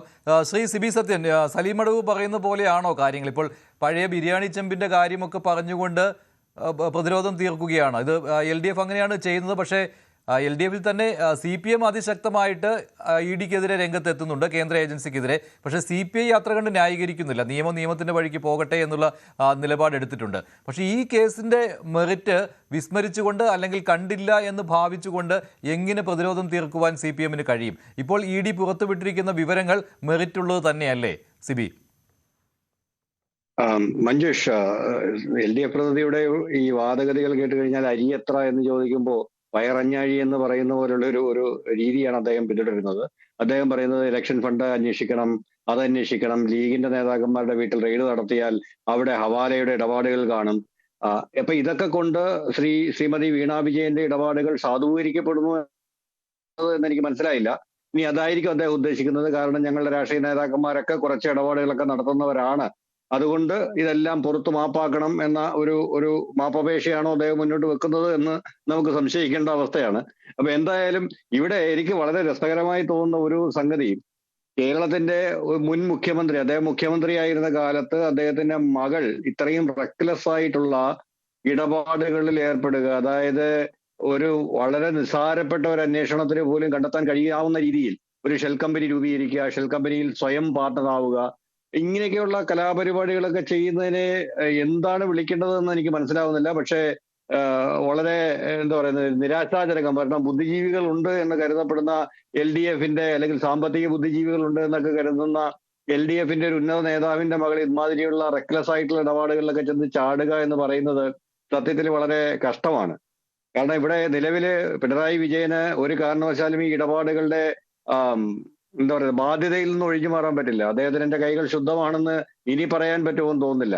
കാരണം ഹവാല ഇടപാടിന്റെ കൃത്യമായ രേഖകൾ ED പുറത്തുവിട്ടു എന്നാണ് അവരുടെ പത്രക്കുറിപ്പിൽ നിന്ന് നമുക്ക് മനസ്സിലാവുന്നത്. അപ്പം ഈ EDയുടെ, നേരത്തെ ഞാൻ പറഞ്ഞതുപോലെ, ഈ EDയുടെ ഒരുപാട് അന്വേഷണങ്ങൾ എവിടെത്തി എന്നുള്ളതിന്റെ രാഷ്ട്രീയപരമായ ചോദ്യങ്ങൾ അവിടെ നിൽക്കുന്നുണ്ട്. അതിൽ എത്ര പേര് കൺവിക്റ്റഡ് ആയി എന്നുള്ളതിന്റെ രാഷ്ട്രീയപരമായ ചോദ്യങ്ങൾ അവിടെ നിൽക്കുന്നുണ്ട്. അതൊക്കെ അവിടെ നിൽക്കുമ്പോഴും ഇവരുടെ കണ്ടെത്തലുകൾ എന്ന് പറഞ്ഞിട്ടൊരു ഗവൺമെന്റ് ഏജൻസി പുറത്തുവിടുന്ന കുറച്ച് വസ്തുതകളുണ്ടല്ലോ, ഈ വസ്തുതകൾ ഇത് വസ്തുതാ വിരുദ്ധമാണെങ്കിൽ തീർച്ചയായിട്ടും ഏജൻസിക്കെതിരെ ഇവർക്ക് മാനനഷ്ട കേസൊക്കെ ഫയൽ ചെയ്യാവുന്നതാണ്. അപ്പൊ അവരതൊന്നും ചെയ്യുന്നില്ല എന്നതിന്റെ അർത്ഥം അവർക്കെതിരെ കൃത്യമായിട്ട് ഇത്തരം സാധനങ്ങളൊക്കെ ഈ ED കണ്ടുപിടിക്കുകയും പുറത്തു കൊണ്ടുവരികയും ചെയ്തു എന്നുള്ളത് തന്നെയാണ്. ഇവിടെ നമ്മൾ രസകരമായി കാണേണ്ട മറ്റൊരു സംഗതി, കേരളത്തിലെ ഒരു അത്യാവശ്യം കൊള്ളാവുന്ന ഒരു കോർപ്പറേറ്റ് കേരളത്തിലെ മുഖ്യമന്ത്രിയുടെ മകളെ ഉപയോഗിച്ച് എങ്ങനെയാണ് മണി സൈഫണിങ് നടത്തിയത് എന്നുള്ളതിന്റെ ഏറ്റവും ഭയങ്കരമായ ഒരു കേസ് സ്റ്റഡിയാണ് ഈ കേസ്. കാരണം CMRL എന്ന് പറയുന്ന കമ്പനി അവരുടെ ഉപകമ്പനിയിൽ നിന്ന് അതിന്റെ ഉടമസ്ഥന്റെ മറ്റൊരു ഉപകമ്പനിയിൽ നിന്ന് കുറച്ച് പണം കടം കൊടുക്കുന്നു. ആ പണത്തിന്റെ EMI CMRL വഴി കൊടുത്തിട്ട് അത് ഇപ്പുറത്ത് അടപ്പിക്കുന്നു. അപ്പൊ ഈ ഒരു സാധനം, അതായത് അവർക്ക് കുറച്ച് പണം കൊടുത്തിട്ടുണ്ട്, ആ കൊടുത്തത് കടമാണെന്ന് അവർ പറയുന്നു, കൈക്കൂലിയാണെന്ന് മറ്റുള്ളവർ പറയുന്നു. എന്തു തന്നെയായാലും ആ പൈസ CMRL എന്ന് പറയുന്ന മെയിൻ കമ്പനി വഴി എന്താ പറയുന്നത് റൂട്ട് ചെയ്ത് അവർ വളരെ കൃത്യമായിട്ട് മറ്റേ കമ്പനിയിലേക്ക് ആ പൈസ എത്തിക്കുന്ന ഒരു പരിപാടിയാണ് ഇവിടെ നടന്നത്. അപ്പൊ അതിനകത്ത് ടാക്സ് വെട്ടിപ്പടക്കമുള്ള എല്ലാ ടാക്സ് ഇവേഷൻസും അതിനകത്ത് നടന്നിട്ടുണ്ട്. അപ്പൊ അങ്ങനെ ആ ടാക്സ് ഇവേഷനെ പറ്റിയുള്ള ഒരു അന്വേഷണമാണ് ഇപ്പോൾ ED ഏറ്റെടുത്ത് ഇപ്പൊ ഇവിടം വരെ എത്തി നിൽക്കുന്നത്. നമ്മൾ മനസ്സിലാക്കേണ്ട എത്ര എന്താ പറയുന്നത് ഉത്തരവാദിത്വമില്ലാതെയാണ് ഒരു മുൻ മുഖ്യമന്ത്രിയുടെ മകൾ ഇത്തരത്തിലുള്ള ഇടപാടുകൾ, കോർപ്പറേറ്റ് മണി സൈഫനിങ്, കോർപ്പറേറ്റ് മണി റൂട്ടിംഗ് തുടങ്ങിയ സകലമാന പരിപാടികൾ നടത്തിയത് എന്നുള്ളത് സത്യത്തിലൊരു നേരത്തെ പറഞ്ഞതുപോലെ ഒരു വിചിത്രമായ സംഗതിയാണ്. CPM-ന് യാതൊരു നിയന്ത്രണവും ഇത്തരം കാര്യങ്ങൾ ഇല്ല എന്ന് വളരെ കൃത്യം, അതായത് പിണറായി വിജയനും അദ്ദേഹവുമായി കൂട്ടുചേർന്ന് നിൽക്കുന്ന ഒരു സംഘം ആൾക്കാർക്കും ഇടയിൽ CPM-ന് പാർട്ടിക്ക് യാതൊരു നിയന്ത്രണവും ഇല്ലായിരുന്നു. പിണറായി വിജയൻ തന്നെയായിരുന്നു CPM. അതുകൊണ്ടാണ് അദ്ദേഹത്തിന്റെ എല്ലാ ആക്ഷൻസും ചോദ്യം ചെയ്യപ്പെടാതെ പോയത് എന്നുള്ളതിന്റെ വളരെ കൃത്യമായ ഒരു രൂപരേഖ നമുക്ക് ഇപ്പോൾ ഇത് വായിക്കുമ്പോൾ വായിച്ചെടുക്കാം. അദ്ദേഹം അന്ന് ഈ വിഷയമൊക്കെ നിയമസഭയിൽ വന്നതാണ്, പലതവണ നിയമസഭയിൽ വന്നതാണ്. അന്ന് പക്ഷേ വളരെ കോൺഫിഡൻ്റ് ആയിട്ട് തന്നെയാണല്ലോ അന്നത്തെ മുഖ്യമന്ത്രിയായിരുന്ന പിണറായി വിജയൻ മറുപടി നൽകിയത്. ആ മറുപടി ഒരിക്കൽ കൂടി കേൾക്കാം. ഈ കൈകൾ ശുദ്ധമാണ് എന്നുള്ള ചരിത്രപ്രസിദ്ധമായ ആ ഡയലോഗ് അതൊരു തവണയോടെ കേൾക്കാം. എനിക്കൊരു മാനസിക കുലുക്കവും ഉണ്ടാവില്ല. ഞാൻ പരസ്യമായിട്ടൊരു യോഗത്തിൽ പറഞ്ഞല്ലോ, മനസ്സമാധാനമാണ് പ്രധാനം. നിങ്ങൾ മനസ്സമാധാനത്തിന് നിരക്കുന്ന കാര്യങ്ങൾ മാത്രമേ ചെയ്യാവൂ. തെറ്റ് ചെയ്തെങ്കിൽ മനസ്സമാധാനം ഉണ്ടാവില്ല. ബാക്കിയെല്ലാം കേൾക്കുമ്പോഴും തെറ്റായ കാര്യങ്ങൾ നമ്മളെക്കുറിച്ച് പറയുന്നത് കേൾക്കുമ്പോഴും ഉള്ളാലെ ചിരിച്ചുകൊണ്ടത് കേൾക്കാൻ പറ്റും. ആ ഉള്ളാലെ ചിരിച്ചുകൊണ്ട് കേൾക്കാൻ പറ്റുന്ന മാനസികാവസ്ഥയിലാണ് ഞാൻ. ഒന്നും എന്നെ യേശില്ല. യേശാത്തത് ഇതുകൊണ്ട് തന്നെയാണ്. അതൊരു അഹംഭാവം പറച്ചിലൊന്നുമല്ല. ഈ കൈകൾ ശുദ്ധമാണ്, അതുകൊണ്ട് തന്നെയാണ്. അത് ആരുടെ മുന്നിലും പറയാൻ കഴിയും, അല്പം തല ഉയർത്തി തന്നെ പറയാൻ കഴിയും. അതാണ് അത് സംബന്ധിച്ച് എനിക്ക് പറയുന്നത്. പക്ഷെ നിങ്ങൾക്ക് രാഷ്ട്രീയമായി ആവശ്യമുണ്ടാകാം. ഈ ടീമിന് ഇപ്പോൾ ഞാനാണല്ലോ ഒരു നേതാവ് എന്ന് പറയാൻ ഇരിക്കുന്നത്. അതുകൊണ്ട് ആരിരുന്നാലും ഇവിടെ ഇരിക്കുന്നയാളാണല്ലോ നേതാവ്. അതിൻ്റെ ഭാഗമായി ആ കസേരയിരിക്കുന്നയാളെ ഇടിച്ചു താഴ്ത്തൽ, ഇകഴ്ത്തി കാണിക്കൽ നിങ്ങളുടെ രാഷ്ട്രീയമായൊരു ആവശ്യമായിരിക്കാം. നിങ്ങളത് നടത്ത്. ജനം സ്വീകരിക്കുന്നുണ്ടോ ഇല്ലയോ എന്ന് കാലം തീരുമാനിക്കട്ടെ. അത് മാത്രമേ എനിക്ക് പറയാനുള്ളൂ. ഓരോ തവണയും ഇത്രമാത്രം ആത്മവിശ്വാസത്തോടു കൂടിയാണ് അന്ന് മുഖ്യമന്ത്രിയായിരുന്ന പിണറായി വിജയൻ ഈ വിഷയത്തെ നേരിട്ടിരുന്നത്. പക്ഷേ ശ്രീജിത്ത് പണിക്കർ അത് കള്ളമാണെന്ന് തെളിയുകയാണല്ലോ. 20 കോടിയുടെ ഇടപാടിൻ്റെ രേഖകൾ പിടിച്ചെടുത്തു എന്ന് പറയുമ്പോൾ CMRL നിന്ന് കിട്ടിയ തുകയേക്കാൾ എത്രയോ മടങ്ങ് രൂപ വീണ വിജയൻ കൈകാര്യം ചെയ്തിരുന്നു എന്നാണ്. പക്ഷേ SFIയുടെ റിപ്പോർട്ടുണ്ട്, അത് വായിച്ചു നോക്കിയതാണല്ലോ നമ്മളെല്ലാം. അതിൽ CMRL ആയിട്ടുള്ള ഇടപാടിലൂടെ മാത്രമാണ് ഈ കമ്പനിക്ക്, എക്സാലോജി കമ്പനിക്ക് എന്തെങ്കിലും ലാഭം കിട്ടിയത്. അതിനു മുമ്പ് ആ കമ്പനി നഷ്ടത്തിലായിരുന്നു. ഈ ഇടപാടിന് ശേഷവും ആ കമ്പനി നഷ്ടത്തിലായിരുന്നു. പിന്നെ ആ കമ്പനി നിർത്തുകയാണ് ചെയ്തത്. എക്സാലോജി എന്നുള്ള കമ്പനിയെ ഇപ്പോഴില്ല. അപ്പോൾ ആ സമയത്തും വീണ നടത്തിയ ഇടപാടുകൾ കിട്ടിയ വരുമാനത്തേക്കാൾ വളരെയധികം മടങ്ങ് ഉള്ള തുകയ്ക്കുള്ളതായിരുന്നു. അതാണല്ലോ 20 കോടിയുടെ കണക്ക് അവിടെ വരുന്നത്. അപ്പോൾ അന്ന് മുഖ്യമന്ത്രിയായിരുന്ന പിണറായി വിജയൻ്റെ ആ ഭരണകാലം മുതലെടുത്തുകൊണ്ട് നടന്ന കാര്യങ്ങളിലേക്കാണ് ED പോകുന്നത്. അപ്പോഴാണ് സലീം മടവൂർ പറയുന്നത് മറ്റുള്ളവരുടെ കാര്യത്തിലെ അന്വേഷണം നടന്നില്ലല്ലോ എന്ന്. അല്ല, നോക്കുക, അത് രാഷ്ട്രീയമായിട്ടുള്ള ഒരു പ്രതിസന്ധി ഘട്ടത്തിൽ നിൽക്കുമ്പോൾ നമുക്ക് ആ ഒരു വിഷയത്തിൽ പ്രതികരിക്കാനായിട്ടൊന്നും കിട്ടുന്നില്ല എങ്കിൽ സാധാരണ രാഷ്ട്രീയക്കാരെല്ലാവരും തന്നെ ഉപയോഗിക്കുന്ന ഒരു നമ്പറാണ് അത്. ശ്രീ സലീം മടവൂരും അവിടെ ഉപയോഗിച്ചു എന്നുള്ളത് മാത്രമേ ഉള്ളൂ. അദ്ദേഹം ഉയർത്തുന്ന പ്രശ്നങ്ങളൊക്കെ തന്നെ റെലവൻ്റ് ആയിരിക്കും കേട്ടോ. അക്കാര്യത്തിലൊന്നും എനിക്ക് തർക്കമില്ല. അദ്ദേഹം അന്വേഷിക്കണമെന്ന് പറയുന്ന കാര്യങ്ങളൊക്കെ തന്നെ അന്വേഷിക്കപ്പെടേണ്ടതാണ്. പക്ഷേ ആ ചോദ്യത്തിനുള്ള മറുപടി അല്ല അദ്ദേഹം പറയുന്നത് എന്നുള്ളതാണ് അതിന്റെ പ്രധാനപ്പെട്ട കാര്യം. അതായത് ഈ ഒരു വിഷയവുമായി ബന്ധപ്പെട്ട് നമ്മൾ ചർച്ച ചെയ്യുമ്പോൾ അതിലുള്ള കാര്യം പറയണം, അങ്ങനെയാണല്ലോ വേണ്ടത്. അപ്പൊ അത് അദ്ദേഹം പറയുന്നില്ല എന്ന് പറയുന്നതാണ് അതിന്റെ പ്രശ്നം. എനിക്ക് അതിനകത്തിൽ വളരെ പോസിറ്റീവായിട്ട് തോന്നിയ ഒരു കാര്യം ഞാൻ പറയാം. അദ്ദേഹം ഒരു പരിധിക്കപ്പുറത്തേക്ക് ന്യായീകരിക്കാനായിട്ട് ശ്രമിക്കുന്നില്ല. ആ സമയം അദ്ദേഹം അതിനെ ഡിഫ്ലക്ട് ചെയ്തിട്ട് മറ്റ് ശരിയായിട്ടുള്ള ആരോപണങ്ങൾ ഉന്നയിക്കാൻ വേണ്ടിയിട്ടാണ് ഉപയോഗിക്കുന്നത് എന്നുള്ളത് ഒരുപക്ഷെ അദ്ദേഹത്തിന്റെ രാഷ്ട്രീയ സത്യസന്ധതയായിരിക്കും. നോക്കൂ, ഇവിടുത്തെ ഏറ്റവും പ്രധാനപ്പെട്ട കാര്യം എന്താണ്? നമ്മുടെ മുന്നിലുള്ള അവൈലബിൾ ആയിട്ടുള്ള തെളിവുകളുടെ അടിസ്ഥാനത്തിൽ നമ്മൾ ഈ കേസിനെ കാണുക. അപ്പോൾ ആദ്യം ഉണ്ടായിരുന്ന CPM-ന്റെ അടക്കമുള്ള ചാനൽ ചർച്ചകളിൽ വന്ന് CPM-ന്റെ ഭാഗം പറയുന്ന ആൾക്കാരുടെയും എല്ലാം ഉണ്ടായിരുന്ന ഏറ്റവും പ്രധാനപ്പെട്ട ആരോപണം, പല കേന്ദ്ര ഏജൻസികളും ഈ ഒരു കേസ് അന്വേഷിക്കുന്ന സമയത്ത് വീണയെ കേട്ടില്ല എന്നുള്ളതായിരുന്നു പ്രശ്നം. SFIO വളരെ കൃത്യമായിട്ട് വീണയെ കേട്ടു. വീണയെ കേട്ടിട്ട് വീണ പറഞ്ഞിരിക്കുന്നത് എന്താണ് എന്ന് കൃത്യമായിട്ട് ഡോക്യുമെന്റ് ചെയ്തു. അത് വീണ ചാലഞ്ച് ചെയ്തിട്ടില്ല. നമ്മൾ വായിച്ചതുപോലെ വീണയ്ക്കും അത് കിട്ടിയിട്ടുണ്ടാകും, നമ്മളെക്കാൾ മുമ്പേ വീണയ്ക്ക് അത് കിട്ടിയിട്ടുണ്ടാകും. പക്ഷെ എന്നിട്ടും അവരതിനെ ചലഞ്ച് ചെയ്യുന്നില്ല. എന്ന് വെച്ചാൽ we can assume that it was right. അപ്പൊ അതിൽ അവർ പറഞ്ഞിരിക്കുന്ന കാര്യങ്ങളും SFIയുടെ കണ്ടെത്തലും എന്താണ്? ഏറ്റവും ഫണ്ടമെന്റൽ ആയിട്ടുള്ള ഒരു കണ്ടെത്തലാണ് മഞ്ജുഷ് ഇപ്പൊ പറഞ്ഞിരിക്കുന്നത്. അതായത് വീണയെ സംബന്ധിച്ചിടത്തോളം അവരോട് അതിന്റെ ചോദ്യം ചെയ്യുന്നതിൻ്റെത് അതേപോലെ കൊടുത്തിട്ടുണ്ട്, വെർബാറ്റിം കൊടുത്തിട്ടുണ്ട്. അതിൽ അവരോട് ചോദിക്കുന്നുണ്ട്, നിങ്ങൾക്ക് വേറെ ഏതൊക്കെ കമ്പനികളുമായിട്ടാണ് നിങ്ങൾക്ക് ഇത്തരത്തിലുള്ള ബിസിനസ് ഡീലുകൾ ഉള്ളത്? അപ്പൊ അവർക്ക് വേറെ ഒന്നുമില്ല. ഏറ്റവും വലിയ നിങ്ങളുടെ കസ്റ്റമർ ആരാണ്? അത് CMRലാണ്. എന്ന് വെച്ചാൽ അവരുടെ കമ്പനിയുടെ ഏറ്റവും പ്രധാനപ്പെട്ട ധനാഗമ മാർഗം എന്ന് പറയുന്നത് CMRലുമായിട്ടുള്ള കോൺട്രാക്ട് ആയിരുന്നു. ആ കോൺട്രാക്ട് വഴി അങ്ങനെയാണെങ്കിൽ കിട്ടിയിരിക്കുന്ന 2.78 കോടി രൂപയാണ് അവരുടെ ഏറ്റവും വലിയ ബിസിനസ് ഇൻകം. അപ്പൊ പിന്നെ ഈ 20 കോടി രൂപ ഇവിടെ നിന്ന് വന്നു എന്നുള്ളതാണ് ചോദ്യം. ഈ 85 ലക്ഷം വന്നിരിക്കുന്ന കാര്യത്തിനെ നമുക്ക് വേണമെങ്കിൽ ഇതിന്റെ ഒരു സബ്സെറ്റ് ആയിട്ടൊക്കെ കൂട്ടാം. പക്ഷേ 2.78 കോടിയുടെ എത്ര മടങ്ങാണ് 20 കോടി എന്നുള്ളതാണ് പ്രധാനപ്പെട്ട ഒരു ചോദ്യം. അപ്പൊ അങ്ങനെയാണ് എങ്കിൽ ഇവിടെ ശരിയായിട്ടുള്ള ഇടപെടലുകൾ അല്ല നടന്നിരിക്കുന്നത് എന്നുള്ളൊരു ചോദ്യമുണ്ട്. പിന്നെ ഈ ലേക്കർ ഇന്ത്യ എന്ന് പറഞ്ഞിട്ടുള്ള ഒരു കമ്പനിയുണ്ട്. ഇന്ന് മാധ്യമ സ്ഥാപനങ്ങളൊക്കെ അത് അന്വേഷിച്ച് അവിടെ ചെല്ലുന്നു. അവിടെ ഒന്നും പ്രവർത്തിക്കാറില്ല. അവിടെ ആരൊക്കെയോ എപ്പോഴൊക്കെയോ വന്നിട്ട് പോകുന്നു. പൊതുവെ അത് അടച്ചിട്ടിരിക്കുകയാണ് എന്നൊക്കെ ആ ബിൽഡിങ്ങിന്റെ ഓണർ തന്നെ പറയുന്നതൊക്കെ തന്നെ നമ്മൾ കേട്ടതാണ്. അപ്പൊ അതുകൊണ്ട് ഇതിനെ കേവലം ED രാഷ്ട്രീയമായിട്ട് പ്രവർത്തിക്കുന്നു എന്നുള്ള ഒരു വാദം കൊണ്ട് ഡിഫെൻഡ് ചെയ്യാൻ കഴിയുന്നതാണോ എന്ന് ചോദിച്ചാൽ അല്ല. ഇനി ശരി, ഞാൻ പറയുന്നു ED രാഷ്ട്രീയമായിട്ട് മാത്രമാണ് പ്രവർത്തിക്കുന്നത്. ശരി എങ്കിൽ അത് സമ്മതിച്ചതിന് ശേഷം ഇനിയെങ്കിലും നിങ്ങൾ ആ ഡയറിയിലെ കണക്ക് പറയൂ. ആ ഡയറിയിലെ കണക്ക് കള്ളമാണ് എന്ന് നിങ്ങൾ പറയുന്നുണ്ടോ? അത് ED എഴുതി വെച്ചിട്ട് വീണ വിജയനെതിരെ ആരോപിക്കുകയാണ് എന്ന് പറയുന്നുണ്ടോ? അങ്ങനെ പറയുന്നില്ലല്ലോ. ഈ 20 കോടിയുടെ കണക്ക് അത് ആധികാരികമായിട്ട് ഇന്ത്യയിലെ ഏറ്റവും പ്രീമിയർ ആയിട്ടുള്ള ഒരു ഇൻവെസ്റ്റിഗേറ്റീവ് ഏജൻസി പുറത്തുവിട്ടിരിക്കുന്ന വിവരമാണ്. ആരും കമ്പൽ ചെയ്തിട്ടല്ല, അവർ സ്വമേധയാ പുറത്തുവിട്ടിരിക്കുന്ന ഒരു വിവരമാണ്. അപ്പൊ അതിന്റെ അക്കൗണ്ടബിലിറ്റി അവരുടെ കയ്യിലാണ്. ഇത് അത്രയും ട്രാൻസാക്ഷൻ പിടിച്ചെടുത്തു എന്നൊന്നും അതിനർത്ഥമില്ല. അവരുടെ പ്രൈമറി ലീഡാണ്. നിസ്സാരമായിട്ട് വീണ വിജയൻ ഈ ഇടപാടിനെ കൈകാര്യം ചെയ്തു എന്നുള്ളത് കൂടിയുണ്ടല്ലോ. സിബി അതിൽ അത്ഭുതം പ്രകടിപ്പിക്കുന്നുണ്ട്. ഇത്രയും നിസ്സാരമായിട്ട് ഏത് അന്വേഷണ ഏജൻസിക്കും കണ്ടുപിടിക്കാവുന്ന രീതിയിൽ ഇത്ര ലളിതമായിട്ടാണോ ഇത്തരത്തിലുള്ള കാര്യങ്ങൾ കൈകാര്യം ചെയ്യുന്നത് എന്ന്? അല്ല, എനിക്ക് ഇതില് അത് സ്വാഭാവികമായിട്ടുള്ള ഒരു ചോദ്യമാണ്. ചില ആൾക്കാരെ സംബന്ധിച്ചിടത്തോളം നിലാവുണ്ട് എന്ന് കരുതി നമുക്ക് എപ്പോൾ വേണമെങ്കിലും ഒന്ന് കക്കാം എന്നൊക്കെ ചിന്തിക്കുന്ന ആൾക്കാരുണ്ട്. ഇപ്പൊ നമുക്ക് അറിയാമല്ലോ, ഇവിടെ ദേവസ്വം ബോർഡിൽ നടന്നിരുന്ന അഴിമതി എന്താ? വളരെ കൃത്യമായിട്ട് പിടിക്കപ്പെടാവുന്ന ഒരു കാര്യമാണ്. പക്ഷെ അതിലേക്ക് അന്വേഷണം ചെല്ലില്ല. കാരണം ഇതെല്ലാം പകൽ വെളിച്ചത്തിൽ നടത്തിയിരിക്കുന്ന കാര്യങ്ങളാണ്, ഇതിനെല്ലാം ഡോക്യുമെന്റ് ഉണ്ടാക്കിയിട്ടുണ്ട് എന്നുള്ളതായിരുന്നു അവരുടെ കോൺഫിഡൻസ്. അപ്പോൾ ഓരോ ആൾക്കാരുടെ കോൺഫിഡൻസ് ഓരോ രീതിയിലായിരിക്കാം. ഇവിടുത്തെ ഒരു പ്രധാനപ്പെട്ട ഒരു വ്യത്യാസം ഞാൻ പറയാം. മാസങ്ങളോളം ഈ ഒരു കേസ് ചർച്ച ചെയ്യുന്നുണ്ട്. അതിൽ വീണയിലേക്ക് ഈ ചോദ്യം എത്തിയിട്ട് കുറെ കാലമായി. അന്വേഷണ ഏജൻസികൾ വീണയെ ചോദ്യം ചെയ്യുന്നതുമായി ബന്ധപ്പെട്ട കുറെ കാര്യമുണ്ട്. ഈ സമയത്തൊക്കെ തന്നെ വാ തുറക്കാതിരുന്ന ഒരാളാണ് ശ്രീ മുഹമ്മദ് റിയാസ്. അതായത് അദ്ദേഹത്തിന്റെ കുടുംബത്തിലേക്ക് അന്വേഷണം വന്നു. അദ്ദേഹത്തിന്റെ ഭാര്യയും അദ്ദേഹത്തിന്റെ ഭാര്യയുടെ പിതാവും താമസിക്കുന്ന സ്ഥലത്ത് റെയ്ഡ് നടന്നു. അദ്ദേഹത്തിന്റെ സ്വന്തം വീട്ടിൽ റെയ്ഡ് നടന്നു. ഈ വീടുകളിലെല്ലാം, അതേപോലെ ഇവരുടെ കണ്ണൂരെ വീട്ടിൽ റെയ്ഡ് നടന്നു. ഈ സമയത്ത് ഒന്നും തന്നെ കമാന്ന് മിണ്ടാതിരുന്ന അദ്ദേഹം എപ്പോഴാണ് വായ തുറക്കാനായിട്ട് തീരുമാനിച്ച സമയം എന്നാലോചിച്ച് നോക്കൂ. സ്വന്തം സുഹൃത്തുക്കളായിട്ടുള്ള അല്ലെങ്കിൽ സഹപ്രവർത്തകരായിട്ടുള്ള ആൾക്കാരുടെ വീടുകളിൽ റെയ്ഡ് നടന്നിരുന്ന സമയത്ത്. അതായത് തന്റെ ഭാര്യയെ പ്രതിരോധിക്കാനായിട്ട് ഒരു പരിധിക്കപ്പുറം അദ്ദേഹം ശ്രമിച്ചിട്ടില്ല. പക്ഷേ തന്റെ സൗഹൃദ വലയത്തിനെ പ്രതിരോധിക്കാനായിട്ട് അദ്ദേഹം ശ്രമിച്ചിരിക്കുന്നു. അതെന്തുകൊണ്ടാണ് എന്നുള്ളതാണ് ചോദ്യം.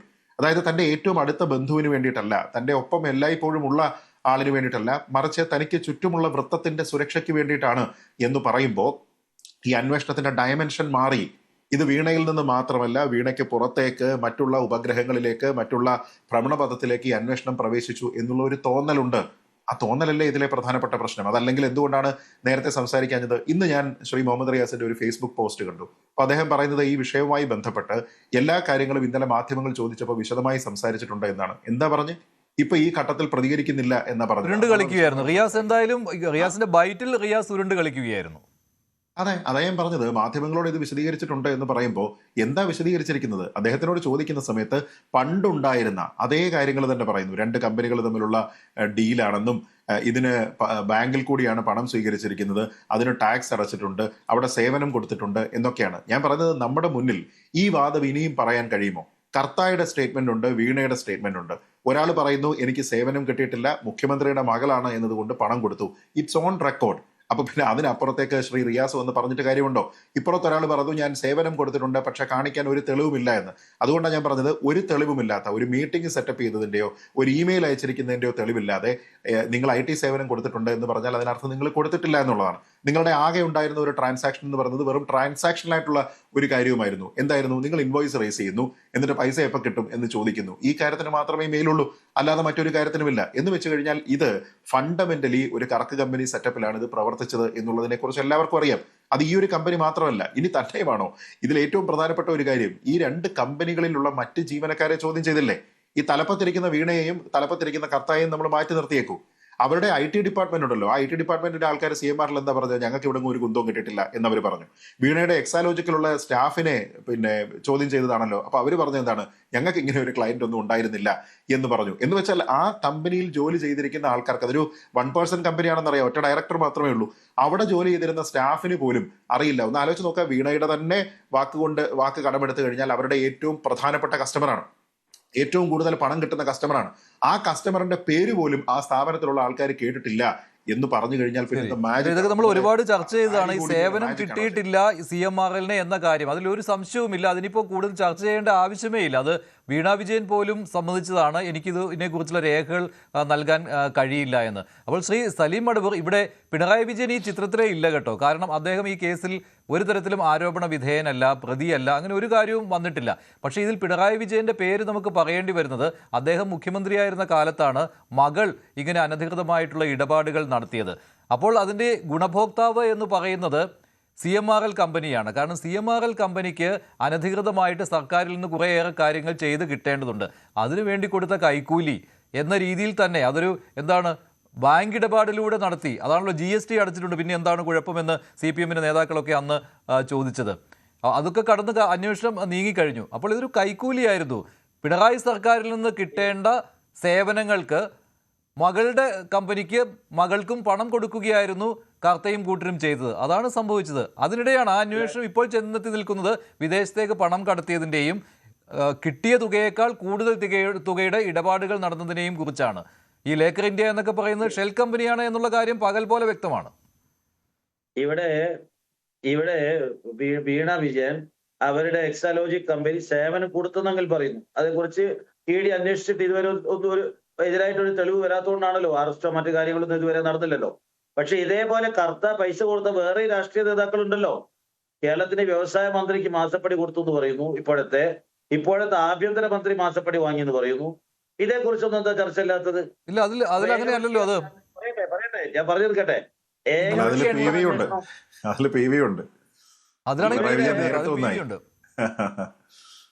ഇവരുടെ വീടുകളിലേക്ക് റെയ്ഡ് നടന്നോ? ഇവർക്ക് എവിടുന്ന പൈസ, എന്ത് വകയില പൈസ വാങ്ങിയത്? നമ്മുടെ ഇപ്പോഴത്തെ ആഭ്യന്തര മന്ത്രി, മുന്നേ പ്രതിപക്ഷ നേതാവായിരിക്കുന്ന സമയത്ത് രമേശ് ചെന്നിത്തല അന്ന് തൊട്ട് വാങ്ങിയെന്ന് പറയുന്നു. അപ്പൊ ഇതേക്കുറിച്ചൊന്നും അന്വേഷണമല്ല.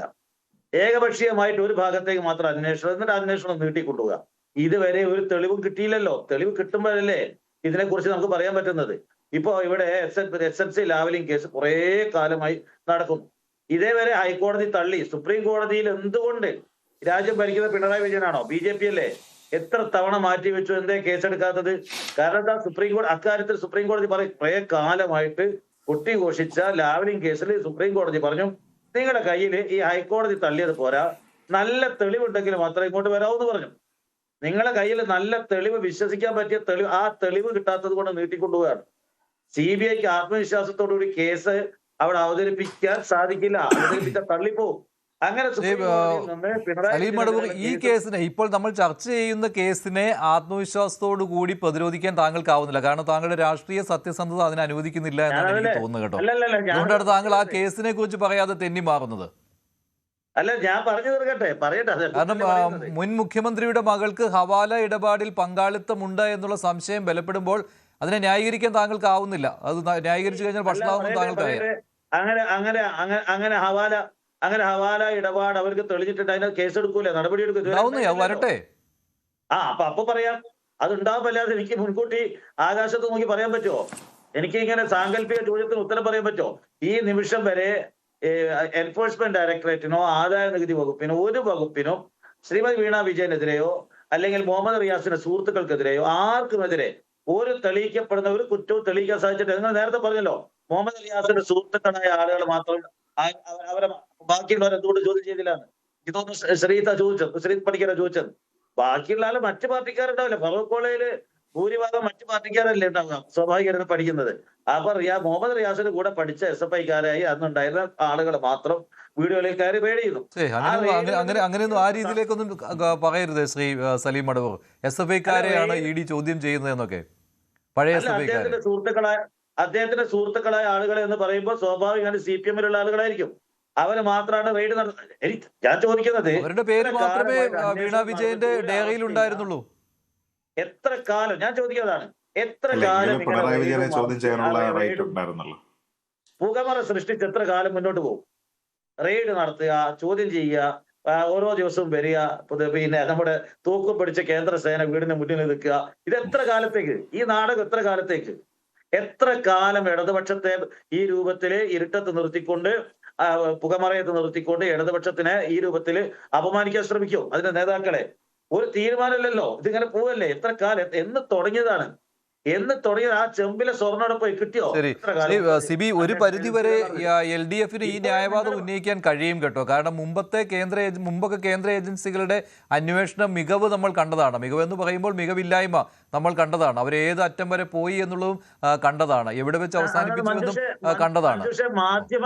മാധ്യമങ്ങൾ വിചാരിക്കുമ്പോൾ അവർക്ക് ചെയ്യാൻ കഴിയില്ല. അവർക്ക് തെളിവുണ്ടെങ്കിലല്ലേ. അല്ലെങ്കിൽ തന്നെ വളരെ ലോ റേറ്റ് ആണ് അവരുടെ കൺവിക്ഷൻ റേറ്റ്. വളരെ മോശമാണ് ED-യുടെ കൺവിക്ഷൻ റേറ്റ്. അതിന്റെ കൂടെ ആ ശതമാനം ഒന്നുകൂടി കുറയുന്ന പണിയാണ് ഇപ്പോഴും എടുത്തോണ്ടിരിക്കുന്നത്. സിബി, പതിവ് കാര്യങ്ങൾ, ഇതെല്ലാം പതിവ് ന്യായീകരണങ്ങളാണ്. കേന്ദ്ര ഏജൻസികൾ കേരളത്തിൽ വരുമ്പോൾ ആ പതിവ് ന്യായീകരണം മഞ്ജുഷ് പറഞ്ഞത് വളരെ കറക്റ്റ് ആണ്. കാരണം ഈവൻ നമ്മൾ സ്വർണ്ണക്കടത്ത് കേസ് എടുത്ത് നോക്കുക. സ്വർണ്ണക്കടത്ത് കേസിൽ ഏറ്റവും രസകരമായ സംഗതി എന്ന് പറയുന്നത് ഈ സ്വർണം കയറ്റിവിട്ട ആളിനോ അല്ലെങ്കിൽ അത് റിസീവ് ചെയ്ത ആളിലേക്കോ ഒന്നും അന്വേഷണം എത്തിയിട്ടില്ല എന്നാണ് എന്റെ അറിവനുസരിച്ച് എനിക്ക് മനസ്സിലാകുന്നത്.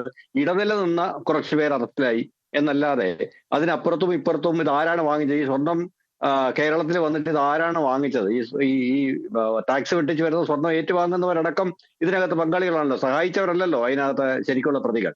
അപ്പൊ അങ്ങനെ ഈ മുഴുവൻ അന്വേഷണം ഒരു പ്രത്യേക രീതിയിൽ വളച്ചൊടിച്ചാണ് പോകുന്നത് എന്നുള്ള കാര്യത്തിൽ സംശയമൊന്നുമില്ല. അതുകൊണ്ട് തന്നെ ഇപ്പൊ നമ്മൾ ഈ കൊട്ടിഘോഷിക്കുന്ന ഈ ചർച്ച നടത്തുന്ന ഈ പർട്ടിക്കുലർ കേസിലും അതിന്റെ എൻഡ് റിസൾട്ട് എന്തായി തീരും എന്നുള്ള കാര്യം എനിക്ക് തോന്നുന്നു നമ്മൾ കണ്ടു തന്നെ അറിയണം. അത് നേരത്തെ ശ്രീജിത്ത് പണിക്കർ തന്നെ സമ്മതിച്ചതുപോലെ രാഷ്ട്രീയ പ്രേരിതമായി നടക്കുന്ന നിരവധി കേസുകൾക്ക് ഏത് തരത്തിലും എൻഡാകാം. ഒന്നുകിൽ നെഗറ്റീവോ അല്ലെങ്കിൽ പോസിറ്റീവോ എൻഡാകാം, അല്ലെങ്കിൽ അബ്രപ്റ്റ് എൻഡിങ് ആവാം.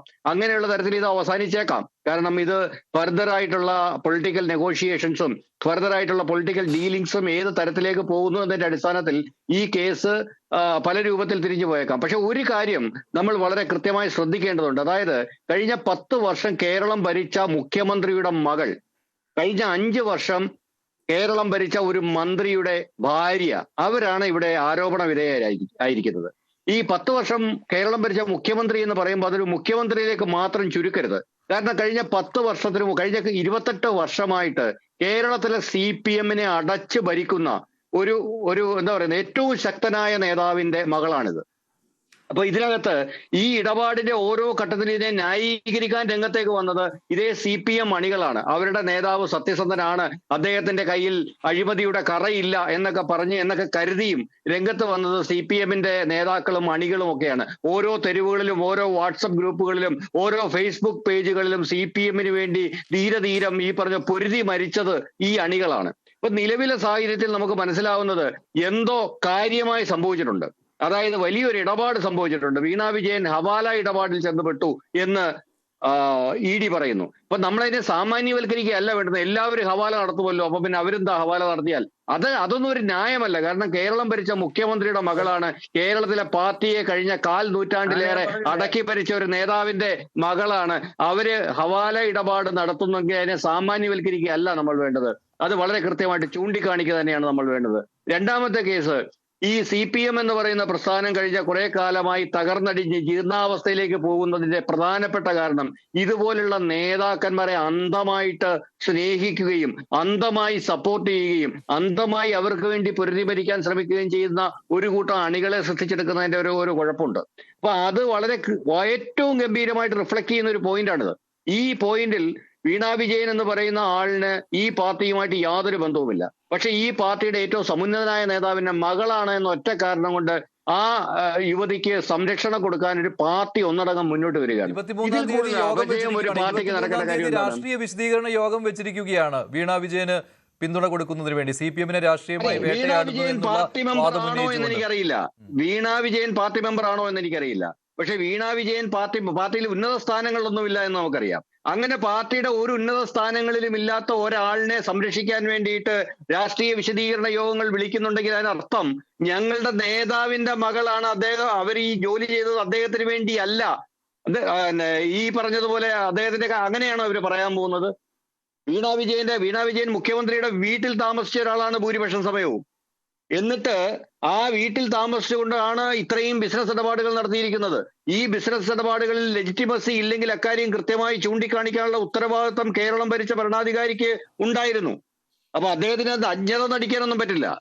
ഇതിനകത്ത് വളരെ കൃത്യമായി നമ്മൾ മനസ്സിലാക്കേണ്ട ഒരു പോയിന്റ്, കേരളത്തിന്റെ CPM എന്ന് പറയുന്ന രാഷ്ട്രീയ പാർട്ടിയുടെ ഏറ്റവും മാരകമായ അപജയത്തിന്റെ ഒരു കംപ്ലീറ്റ് ഒരു വഴിക്കണക്കാണ് ഇപ്പോൾ നമ്മൾ എത്തി നിൽക്കുന്ന ഈ സ്ഥലം. ശരിയാണ്.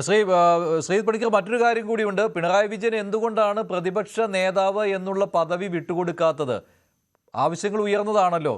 പാർട്ടിയിൽ പക്ഷേ എതിരഭിപ്രായമില്ലായിരുന്നു. പക്ഷേ എങ്കിലും എന്തിനാണ് തോറ്റ ഒരാൾ, അതായത് ഒരു ടീമിനെ മുന്നോട്ട് നയിക്കാൻ, വിജയത്തിലേക്ക് നയിക്കാൻ കഴിയാതെ പോയ ഒരാൾ പ്രതിപക്ഷ നേതൃസ്ഥാനം ഏറ്റെടുത്തുകൊണ്ട് വീണ്ടും മുന്നണി പോരാളിയായി നിൽക്കുന്നു എന്ന ചോദ്യം ഉയർന്നതാണല്ലോ പൊതുസമൂഹത്തിൽ നിന്നെങ്കിലും. അപ്പോൾ അങ്ങനെ വന്നപ്പോൾ എന്തുകൊണ്ട് പ്രതിപക്ഷ നേതൃസ്ഥാനം വിട്ടുകൊടുത്തില്ല എന്നതിന് യഥാർത്ഥ കാരണം ഇത് തന്നെയാണല്ലോ. ആ പ്രിവിലേജ് ഇവിടെ ഉണ്ട്. ഉണ്ട്, ആ പ്രിവിലേജ് ഉണ്ട്. പക്ഷേ അതിനേക്കാൾ ഉപരിയായിട്ട് ആ പ്രിവിലേജ് കൊണ്ട് നമുക്ക് ഭരണത്തിൽ എന്തെങ്കിലും സ്വാധീനമില്ല.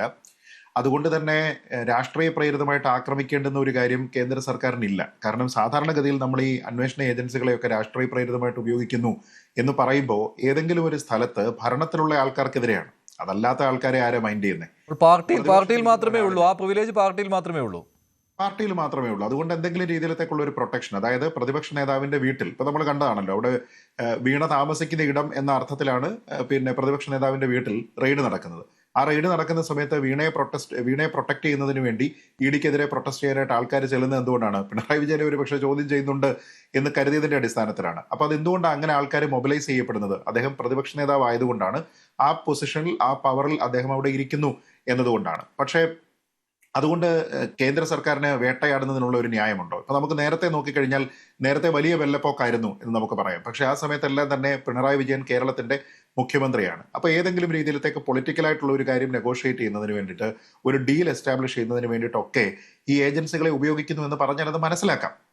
പക്ഷെ ഇപ്പൊ അദ്ദേഹം ആകെ 35 സീറ്റ്, ഘടകകക്ഷികൾ എല്ലാവരും കൂടെ ചേർന്നിട്ട് 35 സീറ്റായിട്ട് അവിടെ ഇരിക്കുകയാണ്. അപ്പൊ അങ്ങനെയുള്ള ഒരാളിനെ വീണ്ടും ഉപദ്രവിച്ചതുകൊണ്ട്, അദ്ദേഹത്തിനെ വീണ്ടും ബുദ്ധിമുട്ടിച്ചതുകൊണ്ട് എന്ത് തരത്തിലുള്ള പ്രയോജനമാണ് ഇവിടെ ഉണ്ടാകാൻ പോകുന്നത്? ഇമ്മിനന്റ് ആയിട്ട് വരാനായിട്ടുള്ള ഒരു തെരഞ്ഞെടുപ്പ് പോലും ഇല്ല, അതും കഴിഞ്ഞു. അപ്പൊ ഞാൻ പറഞ്ഞത് അങ്ങനെ രാഷ്ട്രീയ പ്രേരിതമായിട്ടല്ല ഉപയോഗിക്കുന്നത്. നമ്മൾ ഇങ്ങനെ രാഷ്ട്രീയ പ്രേരിതമായിട്ട് എന്ന് പറയുന്ന സമയത്തെല്ലാം ഒന്നുകിൽ കേജ്രിവാൾ മുഖ്യമന്ത്രിയായിരുന്ന സമയത്ത് അല്ലെ, അല്ലെങ്കിൽ DMKയുടെ ആൾക്കാർക്കെതിരെ, അല്ലെങ്കിൽ തൃണമൂൽ കോൺഗ്രസിന്റെ ഏതെങ്കിലും ഒരു നേതാവിനെതിരെ, അല്ലെങ്കിൽ സമാജ്വാദി പാർട്ടിയുടെ നേതാവിനെതിരെ, ഇവരൊക്കെ അധികാരത്തിൽ ഇരിക്കുന്ന സമയത്താണ് ഇതൊക്കെ ചെയ്തു എന്ന് പറയുന്നത്. അധികാരമില്ലാത്ത ഒരാളിനെ എന്തിനു വേണ്ടിയിട്ടാണ്? ഏതെങ്കിലും ഒരു പൊസിഷൻ ഓഫ് പവറിൽ ഇരിക്കുന്നുണ്ടോ ഇപ്പോഴത്തെ പിണറായി വിജയനോ CPM-ഓ? ഇല്ല. അപ്പൊ അങ്ങനെയുള്ള ഒരാളിനെ രാഷ്ട്രീയ പ്രേരിതമായിട്ട് അവർക്ക് ആക്രമിക്കേണ്ടുന്ന ഒരു കാര്യവുമില്ല. അവിടെ നമ്മൾ അങ്ങനെ ചെയ്യുമ്പോൾ നമ്മൾ ഈ അന്വേഷണ ഏജൻസി അകാരണമായിട്ട് കുറ്റപ്പെടുത്തുകയാണ്. കാരണം ഇവരുടെ ഏത് കേസ് എടുത്തു കഴിഞ്ഞാലും അവർ സത്യസന്ധമായിട്ട് അന്വേഷിക്കുകയില്ല, അവർ അന്വേഷിക്കുന്നത് മുഴുവൻ ഈ രീതിയിലത്തേക്കാണ് എന്നൊരു നറേറ്റീവ് നമ്മൾ കൊണ്ടുവരുന്നത് ശരിയായിട്ടുള്ള ഒരു കാര്യമേ അല്ല. ഇവിടെ CPM-ന്റെ കാര്യം ഒന്ന് ആലോചിച്ച് നോക്കൂ. കോൺഗ്രസിനെ അവർ ഒളിഞ്ഞും തെളിഞ്ഞും ഒക്കെ തന്നെ എല്ലായ്പ്പോഴും കുറ്റപ്പെടുത്തിയിട്ടുള്ളത് അതൊരു കുടുംബാധിപത്യ പാർട്ടിയാണ് എന്ന് പറഞ്ഞിട്ടാണ്, അല്ലെ? ആ ആക്ഷേപം എന്ന് പറയുന്നത് ശരിയാണ് എന്നുള്ളതിനെ പറ്റി നമുക്ക് അറിയുകയും ചെയ്യാം. പക്ഷേ അങ്ങനെ കുടുംബാധിപത്യത്തിന്റെ പേരിൽ കോൺഗ്രസിനെ ആക്രമിച്ചിരിക്കുന്ന ആൾക്കാർ ഇപ്പോ എന്താ ചെയ്യുന്നത്? ഈ വീണയുടെ ആ റെയ്ഡ് നടക്കുന്ന സമയത്തുണ്ടായിരുന്ന പ്രക്ഷോഭം മുതൽ ഒരു ഫസ്റ്റ് ഫാമിലി CPM-ലും ഉണ്ട് എന്നുള്ള ഒരു സന്ദേശമല്ലേ ഈ CPM-കാരെല്ലാം കാണിക്കുന്നത്? അതായത് ഞങ്ങളെ സംബന്ധിച്ചിടത്തോളം ഞങ്ങൾക്കും ഇതേപോലെ ചില ഫാമിലികളെ പ്രൊട്ടക്ട് ചെയ്യേണ്ടതുണ്ട്. ആ ഫാമിലിയിലുള്ള ആൾക്കാർക്ക് പാർട്ടിയുമായിട്ട് ഒരു തരത്തിലുള്ള ബന്ധവുമില്ല എങ്കിലും ഞങ്ങൾ അവരെ സംരക്ഷിക്കും. എന്നാലോചിച്ച് നോക്കൂ, വീണ ഹവാല ഇടപാട് നടത്തിയിട്ടുണ്ട് എന്ന് ED ഇപ്പോൾ ആരോപിക്കുമ്പോൾ അങ്ങനെയുള്ള ഒരാളിന് വേണ്ടിയിട്ടാണ് ഇവിടെ CPM-ന് വേണ്ടിയിട്ട് ചോരയും നീരും കൊടുക്കുന്ന ആൾക്കാർ മറ്റേ ഏതോ ഒരു പാവപ്പെട്ടവന്റെ വണ്ടി അടിച്ച് തകർത്തതും അവിടെ ചെന്ന് ബഹളം ഉണ്ടാക്കിയതും. ഞാൻ പറഞ്ഞത് അങ്ങനെ ചെയ്യേണ്ടുന്ന ഒരു കാര്യമുണ്ടോ? അപ്പൊ അവരോട് ആരാണ് ഈ കാര്യങ്ങളൊക്കെ പറഞ്ഞു കൊടുക്കേണ്ടത്? പാർട്ടിയുടെ നേതാക്കന്മാരാണ്. ആ നേതാക്കന്മാർ ഒന്നടങ്കം ഈ ഫസ്റ്റ് ഫാമിലിയെ പ്രൊട്ടക്ട് ചെയ്യാൻ വേണ്ടിയിട്ട് പോവുകയാണ്. CPIക്ക് ഇതിൽ നിന്നുള്ള ഏറ്റവും വലിയ വ്യത്യാസവും എനിക്ക് CPIയോട് അതുകൊണ്ടുള്ള ബഹുമാനവും, അവർ ഈ കാര്യത്തിൽ ഞങ്ങളില്ല എന്ന് പ്രഖ്യാപിച്ചു. അതിപ്പോൾ മാത്രമല്ല, നേരത്തെയും പറഞ്ഞു, മുഖ്യമന്ത്രിയായിരിക്കുന്ന പിണറായി വിജയനെതിരെ രാഷ്ട്രീയമായിട്ടുള്ള ആരോപണങ്ങൾ ഉണ്ടായാൽ ഞങ്ങൾ അതിനെ പ്രതിരോധിക്കും, പക്ഷെ അദ്ദേഹത്തിന്റെ കുടുംബത്തിനെ പ്രതിരോധിക്കേണ്ടതിന്റെ ബാധ്യത ഞങ്ങൾക്കില്ല എന്ന് കഴിഞ്ഞ വർഷം അവർ പറഞ്ഞതാണ്. ഈ വർഷം അപ്പൊ അത് ഇപ്പോൾ എടുത്തിരിക്കുന്ന അധികാരം പോകുന്ന സമയത്ത് അവർ എടുത്തിരിക്കുന്ന ഒരു നിലപാട് എന്ന രീതിയിലത്തേക്ക് പറയണ്ട. പ്രത്യേകിച്ച് അത് പ്രതിപക്ഷ ഉപനേതൃ സ്ഥാനം കിട്ടാത്തത് കൊണ്ട് അവർ അത്തരത്തിലുള്ള ഒരു നിലപാടിലേക്ക് പോയി എന്ന് പോലും പറയണ്ട. കാരണം ആ വിഷയത്തിൽ നേരത്തെ തന്നെ CPIയുടെ സ്റ്റാൻഡ് അത് തന്നെയാണ്. നമ്മളിവിടെ പറയുന്ന ഒരു വലിയ സാമ്പത്തിക ക്രമക്കേടിനെ കുറിച്ചാണ്. അതുമായി ബന്ധപ്പെട്ട് വീണയുടെ സ്റ്റേറ്റ്മെന്റ് നമ്മുടെ മുന്നിലിരിക്കുക.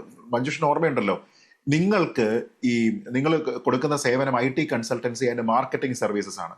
ആരൊക്കെയാണ് നിങ്ങളുടെ മറ്റ് ക്ലയൻസ് എന്നുള്ള ഒരു ചോദ്യം ചോദിക്കുന്ന സമയത്ത് നൺ അപ്പാർട്ട് ഫ്രം CMRL എന്നാണ് വീണയുടെ മറുപടി. അതായത് CMRL അല്ലാതെ ഞങ്ങൾക്ക് വേറെ ഒരു കമ്പനിയുമായിട്ടും ഒരു തരത്തിലുള്ള മാർക്കറ്റിംഗ് സർവീസസ് കൊടുക്കലോ IT സേവനം കൊടുക്കലോ ആയിട്ടുള്ള ഒരു ബന്ധവുമില്ല എന്ന് പറയുന്നു. അതിൽ നിന്ന് കിട്ടിയിരിക്കുന്നത് ഈ 2.25 കോടി രൂപയുമാണ്. അപ്പൊ പിന്നെ എങ്ങനെയാണ് 20 കോടി രൂപ വരിക? വരുമാനത്തിനേക്കാൾ എത്രയോ മടങ്ങ് വലുതായിട്ടുള്ള ഒരു ട്രാൻസാക്ഷൻ. അങ്ങനെയുള്ള ഒരാളിന് വേണ്ടിയിട്ടാണല്ലോ ഈ IP ബിനുവിനെ പോലുള്ള ആൾക്കാരൊക്കെ 19 ദിവസം ഇവിടുത്തെ ഗോതമ്പുണ്ടൊക്കെ നിന്ന് അകത്ത് കിടക്കേണ്ടി വന്നത് എന്നുള്ള. ശരിയാണ് സലീം അടവു, അതിനുള്ള മറുപടി എന്തിനാണ് പാർട്ടിയും മുന്നണിയും ഒക്കെ ഈ സാമ്പത്തിക ക്രമക്കേടിൽ രാഷ്ട്രീയ വിശദീകരണ യോഗത്തിനൊക്കെ പോകുന്നത്? അപഹാസ്യമാവുകയേ ഉള്ളൂ. അല്ല, ഈ 20 കോടി എന്ന് പറയുന്നതും 85 ഇതൊക്കെ എവിടെ? ഇതിനൊക്കെ കൃത്യമായ തെളിവ് എവിടെ? അങ്ങനെ തെളിവ് കിട്ടിയാൽ 20 കോടി രൂപ ഈ രൂപത്തിൽ ജനറേറ്റ് ചെയ്തു, അല്ലെ അനധികൃത പണം ഉണ്ടെങ്കിൽ ED വെറുതെ നിൽക്കും നിങ്ങൾ ചിന്തിക്കുന്നുണ്ടോ? അപ്പൊ ഇതൊക്കെ വെറുതെ പുകമറ സൃഷ്ടിച്ച് വാർത്ത ഉണ്ടാക്കുന്നത്, ആ വാർത്ത പിടിച്ചിട്ട് ചർച്ച ഉണ്ട്. അതൊക്കെയാണ് ഇന്നേ വരെ ഇതേക്കുറിച്ച് തെളിയിക്കാൻ സാധിച്ചിട്ടില്ല. അതുകൊണ്ടാണ് വീണ്ടും വീണ്ടും വരുന്നത്. അവരിനിയും വരും, അവരെത്രയോ തവണ ഇനിയും വരും. നമുക്ക് ഇനിയും എത്രയോ ദിവസം ചർച്ച ചെയ്യേണ്ടി വരും. കാരണം അവർക്ക് കാര്യമായിട്ടൊന്നും ഇതുവരെ കിട്ടിയിട്ടില്ല. കിട്ടിയാൽ നിങ്ങൾ കരുതുന്നുണ്ടോ വീണ വിജയനെതിരെ എന്തെങ്കിലും തെളിവ് കിട്ടിയാൽ നിൽക്കുന്നത്? പണ്ടുണ്ടായത് കമല ഇന്റർനാഷണൽ എന്ന് പറഞ്ഞിട്ട് ഒരു ആരോപണം വന്നിട്ടു. ഇതൊക്കെ എവിടെ പോയി? ഇതൊക്കെ എവിടെ? ശ്രീ സലീം അടവൂർ, ഒരു ചോദ്യം ചോദിക്കട്ടെ. കമല ഇന്റർനാഷണൽ എന്നുള്ള ആരോപണം ഉന്നയിച്ചിരിക്കുന്ന ഏതെങ്കിലും ഒരു രാഷ്ട്രീയ നേതാവിന്റെ പേര് പറയാമോ? ഇവിടെ പൊതുവെ വന്നല്ലോ. ഒരാളും പറഞ്ഞിട്ടില്ല. ഇല്ല, ഞാൻ ചലഞ്ച് ചെയ്യാണ്. ഒരാളും പറഞ്ഞു മാധ്യമങ്ങളിൽ വന്നു. ഇല്ലില്ല. BJPയുടെയോ കോൺഗ്രസിന്റെയോ ഒരു നേതാവും കമല ഇന്റർനാഷണലിന്റെ പേരിൽ പിണറായി വിജയൻ, ഇത് CPM തന്നെത്താനെ ഉണ്ടാക്കിയിരിക്കുന്ന കള്ളക്കഥയാണ്. ശ്രീ പണിക്കരെ പറഞ്ഞത് മാധ്യമങ്ങളിൽ ഏത് മാധ്യമം ഇല്ല, ഇത് നുണക്കഥയാണ്.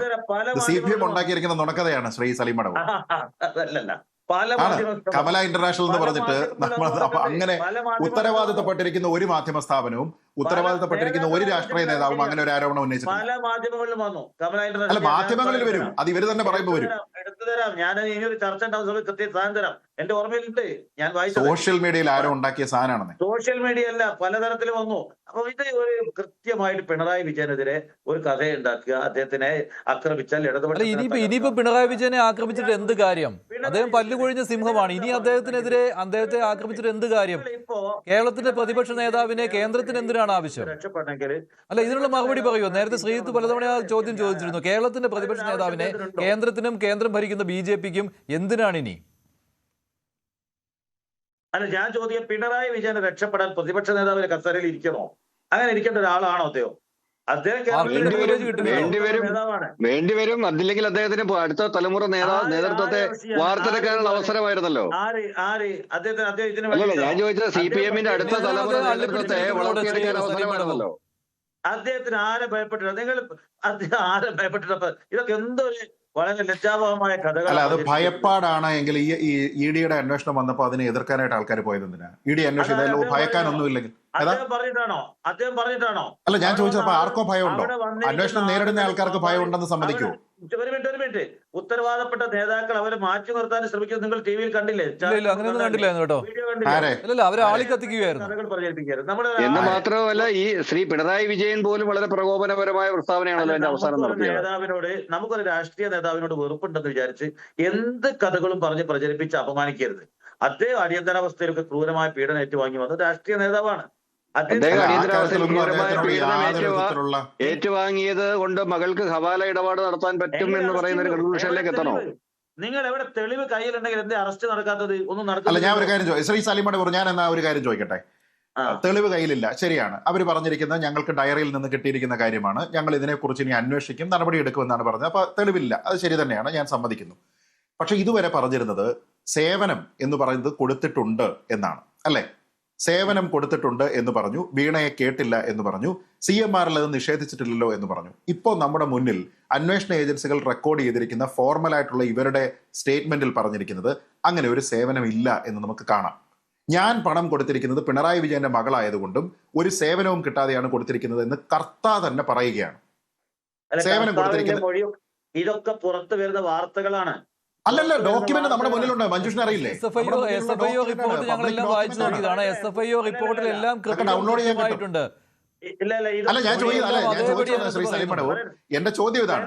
അങ്ങനെയുള്ള ഒരു ഫാക്ട് തെളിഞ്ഞ അല്ല ഞാൻ എന്റെ ചോദ്യം പൂർത്തിയായില്ലല്ലോ. ഞാൻ പറയുന്നത് അങ്ങനെയുള്ള ഒരു ഫാക്ട് മുന്നിൽ വരുമ്പോ സേവനം കൊടുത്തില്ല എന്നുള്ള ഒരു കാര്യമെങ്കിലും താങ്കൾ ആ തെളിവിന്റെ അടിസ്ഥാനത്തിൽ സമ്മതിക്കുന്നുണ്ടോ? ഇല്ലല്ലോ. ഞാൻ പറഞ്ഞത് തെളിവ് എവിടെയെന്നാണ് താങ്കൾ ചോദിച്ചത്.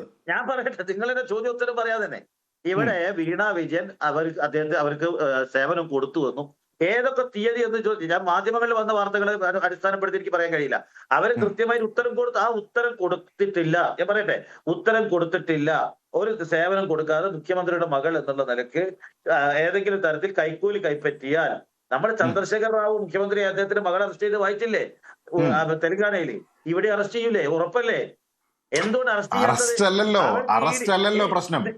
നമ്മൾ ഞാൻ പറയട്ടെ, നമ്മൾ ഗാലറിയിൽ ഇരുന്നു കൊണ്ട് ശ്രീജിത്തും ഞാനും ഇരുന്നിട്ട് നമ്മൾ അറസ്റ്റ് ചെയ്തില്ലെങ്കിൽ ഡീലാണ്. അല്ല എല്ലാവരും മറ്റ് നിയമ നടപടികളും ഒക്കെ ഉണ്ടായിരുന്നു. വീണ വിജയൻ കോടതിയെ സമീപിച്ചിരുന്നു. അതിനിടയിൽ സംസ്ഥാന പോലീസ് അതിൽ FIR രജിസ്റ്റർ ചെയ്തിരുന്നില്ല. അപ്പോൾ EDക്ക് നടപടിക്രമങ്ങളിൽ മുന്നോട്ട് പോകാനൊരു തടസ്സമുണ്ടായിരുന്നു. ഇതൊക്കെയുണ്ട്, അതൊക്കെ മാറ്റിയെടുക്കും ED. തെളിവ് വേണ്ടേ? അങ്ങനെയല്ല. ഈ നടപടികൾ എത്ര തവണ കോടതിയിൽ ചലഞ്ച് ചെയ്യപ്പെട്ടു? അല്ല ശ്രീ സലീം മടവൂർ, ഞാൻ ചോദിക്കുന്നത് വളരെ ലളിതമായിട്ടുള്ള ഒരു കാര്യമാണ്. അന്വേഷണം വരുന്ന സമയത്ത് ശ്രീ പിണറായി വിജയൻ പറഞ്ഞതാണ് ഈ കൈകൾ ശുദ്ധമാണ്. അപ്പൊ പിന്നെ അന്വേഷണം നേരിടാനായിട്ട് തയ്യാറാണ്. നമുക്കറിയാമല്ലോ, ഈ സ്വർണ്ണക്കടത്ത് കേസ് വരുമ്പോൾ അദ്ദേഹത്തിന് അത്രത്തോളം ബോധ്യമുള്ളത് കൊണ്ട് ഈ കേന്ദ്ര ഏജൻസികൾക്കെല്ലാം ഒന്നിനു പിന്നാലെ മറ്റൊന്നായിട്ട് കത്തയച്ച് വരുത്തിയത് അദ്ദേഹമല്ലേ. എന്നിട്ട് അദ്ദേഹം പറഞ്ഞില്ല നിങ്ങൾ ആര് വേണമെങ്കിലും വന്ന് അന്വേഷിച്ചോളുന്നു. എന്നിട്ട് ഈ ഒരു കേസ് മാത്രം വരുന്ന സമയത്ത് എന്തുകൊണ്ടായിരിക്കും ഈ കേസിൽ ഉൾപ്പെട്ടിരിക്കുന്ന ആൾക്കാർ, ഒരു സെക്കൻഡ്, ഈ ഒരു കേസ് വരുന്ന സമയത്ത് എന്തുകൊണ്ടായിരിക്കാം ഈ കേസിൽ ഉൾപ്പെട്ടിരിക്കുന്ന ആൾക്കാരെല്ലാം ഇതിൽ ED അന്വേഷിക്കേണ്ട, ഇതിൽ വിചാരണ നടപടിയിലേക്ക് പോകരുത്, EDക്ക് അനുമതി കൊടുക്കരുത്, FIR ഇവിടെ ഇട്ടിട്ടില്ല, അതുകൊണ്ട് ഇത് എടുക്കാൻ പാടില്ല? ആരാ FIR ഇടേണ്ട? പിണറായിയുടെ പോലീസായിരുന്നു. പിണറായിയുടെ പോലീസ് FIR ഇട്ടിട്ടില്ല എന്ന് പറഞ്ഞുകൊണ്ട് CMRൽ പോയിട്ട് ഇതിന് തടസ്സ ഹർജി കൊടുത്തു. എന്നാൽ ആ സമയത്ത് പറയണ്ടേ അതുകൊണ്ടാണ് ഹൈക്കോടതിയിൽ വന്നപ്പോൾ ഹൈക്കോടതി പറഞ്ഞു പോലീസ് അതിൽ FIR ഇട്ടിട്ടില്ല, പക്ഷെ ഇത് സാങ്കേതികമായിട്ടുള്ള ഒരു തടസ്സമാണ്, അതുകൊണ്ട് അറസ്റ്റിലേക്ക് പോകേണ്ട എന്നുള്ള ഹൈക്കോടതിയുടെ അവസാന ഉത്തരവുണ്ട്. കണ്ടുകെട്ടാനൊന്നും ഒരു തടസ്സവുമില്ല. നിങ്ങൾ ഈ വാദമൊക്കെ ഉണ്ടെങ്കിൽ പോലും ഞാൻ ചോദിക്കട്ടെ, ഏതെങ്കിലും ഒരു ഘട്ടത്തിൽ ED വന്ന സമയത്ത് ഏതെങ്കിലും വാതിലുകൾ അവരുടെ മുമ്പിൽ അടച്ചിട്ടോ? നിങ്ങൾ അന്വേഷിക്കാൻ പറ്റില്ല? 2 വർഷം EDക്ക് അന്വേഷിക്കാൻ പറ്റിയില്ല. സ്റ്റേ കൊടുത്തു, സ്റ്റേ കിട്ടി. 2024 കർത്തായുടെ സ്റ്റേറ്റ്മെന്റ് എടുത്തു. 2024 കർത്തായുടെ സ്റ്റേറ്റ്മെന്റ് എടുത്തതിന് ശേഷം ഇനി ഇതിൽ ED അന്വേഷിക്കരുത് എന്ന് പറഞ്ഞപ്പോൾ ഞാൻ പറഞ്ഞു കേൾക്കൂ, ഹൈക്കോടതിയിൽ നിന്ന് സ്റ്റേ കിട്ടി. ആ സ്റ്റേ ഇപ്പൊ വെക്കേറ്റ് ചെയ്തത് കൊണ്ടാണ് ED ഇപ്പൊ ഇതിനകത്തിൽ ആക്ഷൻ എടുക്കുന്നത്. ആ സ്റ്റേ ഇപ്പോഴാണ് വെക്കേറ്റ് ചെയ്തത്. അല്ല സലീം മടവൂർ, അല്ല താങ്കൾ പേടിക്കേണ്ട, അറസ്റ്റ് ഉണ്ടാകില്ല എന്നൊന്നും ഉറപ്പിച്ചു പറയാൻ പറ്റില്ല കേട്ടോ. ED അന്വേഷണം ആവശ്യമില്ലാത്തൊരു കാര്യത്തില് ശൂന്യതയിൽ നിന്ന് അറസ്റ്റ് ഉണ്ടാക്കിക്കൊണ്ട് തെരഞ്ഞെടുപ്പെടുത്ത സമയത്ത് മുഖ്യമന്ത്രിയെയും കുടുംബത്തെയും ഇരുട്ടിൽ നിർത്തിക്കൊണ്ട് ഇടതുപക്ഷത്തെ തെരഞ്ഞെടുപ്പിൽ തറപറ്റി ED അന്വേഷണം ആവാമെന്നാണല്ലോ ഹൈക്കോടതി പറഞ്ഞത്. പ്രതിരോധിക്കൂ. പ്രെഡിക്കേറ്റ് ഒഫൻസ് അവിടെ ഉണ്ട്, FIR വേണ്ടെന്ന് പറഞ്ഞല്ലോ. അല്ല, ഹൈക്കോടതി പറഞ്ഞല്ലോ അന്വേഷിക്കട്ടെ,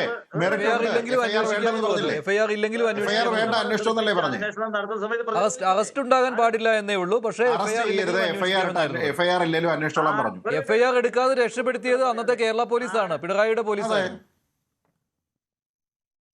അന്ന് എന്തുകൊണ്ട് FIR ഇട്ടില്ല? ഇടതുപക്ഷ ജനാധിപത്യ മുന്നണി ശ്രീ സലീം, ഈ വാദത്തിലെ പ്രധാനപ്പെട്ട ഒരു ഹോൾ എന്താന്ന് ഞാൻ പറയാം, അതിന്റെ വാക്വം എന്താന്ന് ഞാൻ പറയാം. CMRലിന്റെ കോടതിയിലുള്ള വാദം FIR ഇല്ലാത്തത് കൊണ്ട് ED വരരുത്. FIR ഇടേണ്ടത് ആരാണ്? കേരള പോലീസാണ്. ആരായിരുന്നു മുഖ്യമന്ത്രി? പിണറായി വിജയനാണ്. എന്ന് വെച്ചാൽ ED ഇവിടേക്ക് വരുന്നത് പിണറായി വിജയന്റെ പോലീസ് FIR ഇടാത്തത് കൊണ്ടാണ്, അതുകൊണ്ട് വരാൻ പാടില്ല എന്ന് CMRൽ അവിടെ പോയി വാദിച്ചതാണ്. ആ CMRലാണ് ഇവിടെ പൈസ കൊടുത്തിരിക്കുന്ന മുഖ്യമന്ത്രിയുടെ മോളാണെന്ന് പറഞ്ഞിട്ട് അതിനാണ് ക്വിഡ് പ്രോ ക്വോ എന്ന് പറയുന്നത്. അല്ല പറയട്ടെ, ആ FIR ഇല്ല, നിങ്ങൾ പറഞ്ഞ FIR ഇട്ടില്ല. FIR തെളിവുണ്ടെങ്കിൽ ഇടപെടും. ഞാൻ ചോദിക്കട്ടെ, ഇപ്പൊ അതൊക്കെ അത് കോടതി പിന്നെ പറഞ്ഞു കോടതി പറഞ്ഞു അനുവാദം കൊടുത്തിരുന്നു. ഇത്രയും ദിവസം അന്വേഷിച്ചിട്ട് കിട്ടിയോ? നിങ്ങൾ ഇതൊക്കെ ഇത്രയും ദിവസം കൊണ്ട് തീരണമെന്ന് ഇപ്പൊ നമ്മൾ വിചാരിച്ചാൽ നടക്കുമോ? അല്ല, ഇത്രയും ദിവസം സലിംബാണ് പോലും ഒരു അന്വേഷണം എത്ര നാൾ കൊണ്ടാണ് പൂർത്തിയാക്കുന്നത്? ഇപ്പം TP ചന്ദ്രശേഖരന്റെ അല്ല, ഒരു സെക്കൻഡ്, TP ചന്ദ്രശേഖരനെ കൊന്നയാളെ 3-ാം പക്കം പിടിച്ചില്ല എന്ന് കരുതി അന്വേഷണം ഇല്ല എന്ന അർത്ഥമുണ്ടോ? അങ്ങനല്ല, അന്വേഷണത്തിന് അതിൻ്റെതായിട്ടുള്ള സ്വീറ്റ് ടൈം എടുക്കും. നിങ്ങളുടെ താല്പര്യത്തിനും നിങ്ങളുടെ ആഗ്രഹത്തിനും ഈ അന്വേഷണങ്ങൾ നടന്നുകൊണ്ടേ. ഞാൻ ചർച്ച അവസാനിപ്പിക്കണം, നന്ദി, സമയം കഴിഞ്ഞു. അതുകൊണ്ടാണ് എന്തായാലും ED അന്വേഷണം മുന്നോട്ട് പോവുകയാണ്. ഹവാല ഇടപാടാണ് ഇപ്പോൾ അന്വേഷിക്കുന്നത്. അന്ന് ഈ ചർച്ചയിൽ പങ്കെടുത്ത എല്ലാവർക്കും ഇന്ന് ചോദ്യം ഇതായിരുന്നു: ഹവാല ഇടപാടിൽ വീണ വിജയൻ കുടുങ്ങുമോ? കുടുങ്ങുമെന്ന് 84% പ്രേക്ഷകർ, ഇല്ല എന്ന് 13%. വേണ്ടിവരെ അവസാനിക്കുന്നു. നന്ദി.